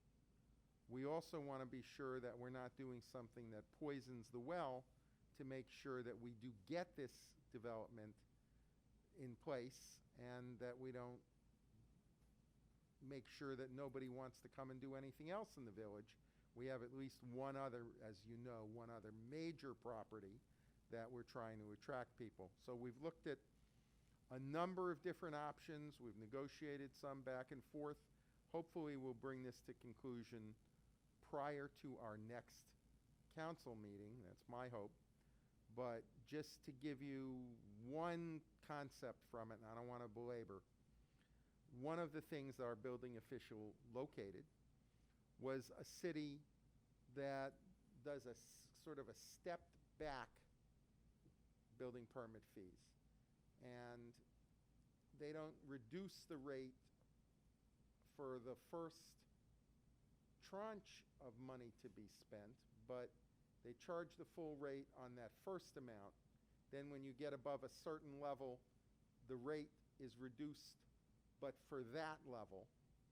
And then it's reduced again and then reduced again, so that the larger your project, the higher expenditures are reduced fees, which makes sense because there are economies of scale, and also because what you're doing on a single family home, no matter how expensive, is not comparable, particularly if it's a high-rise project. So that's the concept we're looking at. We're working on exchanging numbers back and forth. Let me just say one last thing. Our approach is that we want to come up with something that will be done as legislation, done as an ordinance, so that it would be across the board effective for anybody who wants to come in, not special arrangements for any particular developer or development. We had I think it was 2.5, almost 3 hour conversation the other day. You know, you heard tonight about El Jardín stormwater, which is important, and the contractor Craig Smith is working on that. As you know, there's another major issue, which is with another contractor, Pannoni, that helped us secure some funds from the state, 80% grant, 20% loan at very favorable terms. We had a 2.5 to 3 hour conference that the mayor participated in, the manager participated in, our CFO, and we have what I think are some exciting ideas. They've sent us a great deal of information in the last few days, which we're analyzing and looking at. There is reason to be optimistic that we will be able to find some solutions which will also help with stormwater as well as wastewater in a western part of the village. And by the way, specifically, since it was commented on tonight, by doing both at the same time, typically there is money included in these projects for the restoration of a roadway. Because if you tear it up, you got to put it back. And by doing both at the same time, we can save money because you don't have to, I mean, it's not just the money. If you're on that street, you don't want to see him tear it up, inconvenience you, put it back, and then tear it up again. That's why people hate government. So we're working to try to address that, and we had some, let me say it this way. We talked about resilience issues. I mean, when we talked about storm drains, the thing to remember about storm drains is you can put in the drain, but the water's got to go someplace. It's got to drain to something, and when that's the little river, that's a problem. Rising water table is a major environmental problem as well, because so much of the village is on septic tank. If the water rises to the level of the tank, we've got a terrible problem. So septic to sewer is a huge priority, not just for us, for Miami-Dade County. And there are some very exciting possibilities that we're going to try to be working with the county, because it's their priority, leveraging money that we're getting as grant from the state to see if there's any way the county can help us with part of the loan portion that we would otherwise be undertaking. It is over 20 years at almost no interest. It's not quite, but it's terribly low interest. But if we're going to help the county, we should hope that the county will help us. And it's both of our priorities to move to sewer and away from septic as much as possible. It's a financial priority, it's an environmental priority, and frankly, there are a couple of other things about it that make it a financial priority for our residents as well. Finally, we have been in active negotiations with the PBA. I want to again recognize the chief for assisting us with it and for maintaining an environment here that has officers who are underpaid still willing to stay here because they appreciate the leadership that our chief provides. And obviously, if the chief's doing a good job, the manager that put him there deserves credit for that as well. We made a substantive proposal to the PBA. I'm going to take this opportunity to formally on the record request an executive session of the council. We'll figure out a date, but to discuss ongoing labor negotiations with the PBA. It's one of the few kinds of things we can have an executive session. I don't like the term shade session that people use. Sounds shady to me. But an executive session is appropriate. Just understand that the reason you do it that way is because you can't negotiate with somebody who's sitting there listening to every part of your negotiating strategy. But understand these are permitted under statute. They are recorded by a court reporter, and once the issue is resolved, that whole record, who said what, who did what, who was in favor of what, it all becomes a public record, but after the negotiation is concluded. We don't want to go to impasse like they did last year. Then we had an unfavorable recommendation from a master. For whatever reason, the village, it was not appealed. We're bound by it. So I'll just try to say this as quickly as possible. We are facing right now a very difficult burden next year, next fiscal year. And just to summarize, and I've said this to some of you, we are proposing to pay some of the money that's built in for next year and a smaller raise built in for the following year. We're proposing to pay some of it this year, this fiscal year, retroactive to the first of the year, as an incentive to the officers. And then a smaller, much smaller, frankly, than would otherwise be the case next year, and then backload some into the third year. So by increasing year 3 and by paying down part of it in year 1, we're asking that the members of the force give us some relief next year so that we can implement these raises. Not trying to take a nickel away from the officers, just reallocate it, some more up front, some more at the back end, A, to give us a smoother path instead of like this, and B, to allow some of these things, such as the reallocation of fees on Cavista and some other developments, some property taxes, allow this stuff to come online to help us by being able to pay more in the out years. I'll give you details of that. We don't like to negotiate in public, so I'll be happy to speak to each of you. The PBA is considering our proposals. They'll get back to us. It was a very amicable, friendly discussion. Some of the officers participated and raised some particular concerns, which I can go through with you. And we were glad to hear from individual members of the bargaining unit. We're optimistic that we will have labor peace on a 3-year contract with our officers that will be fair to them and also not unduly burden us next fiscal year. And that's a little more long-winded than I plan to be.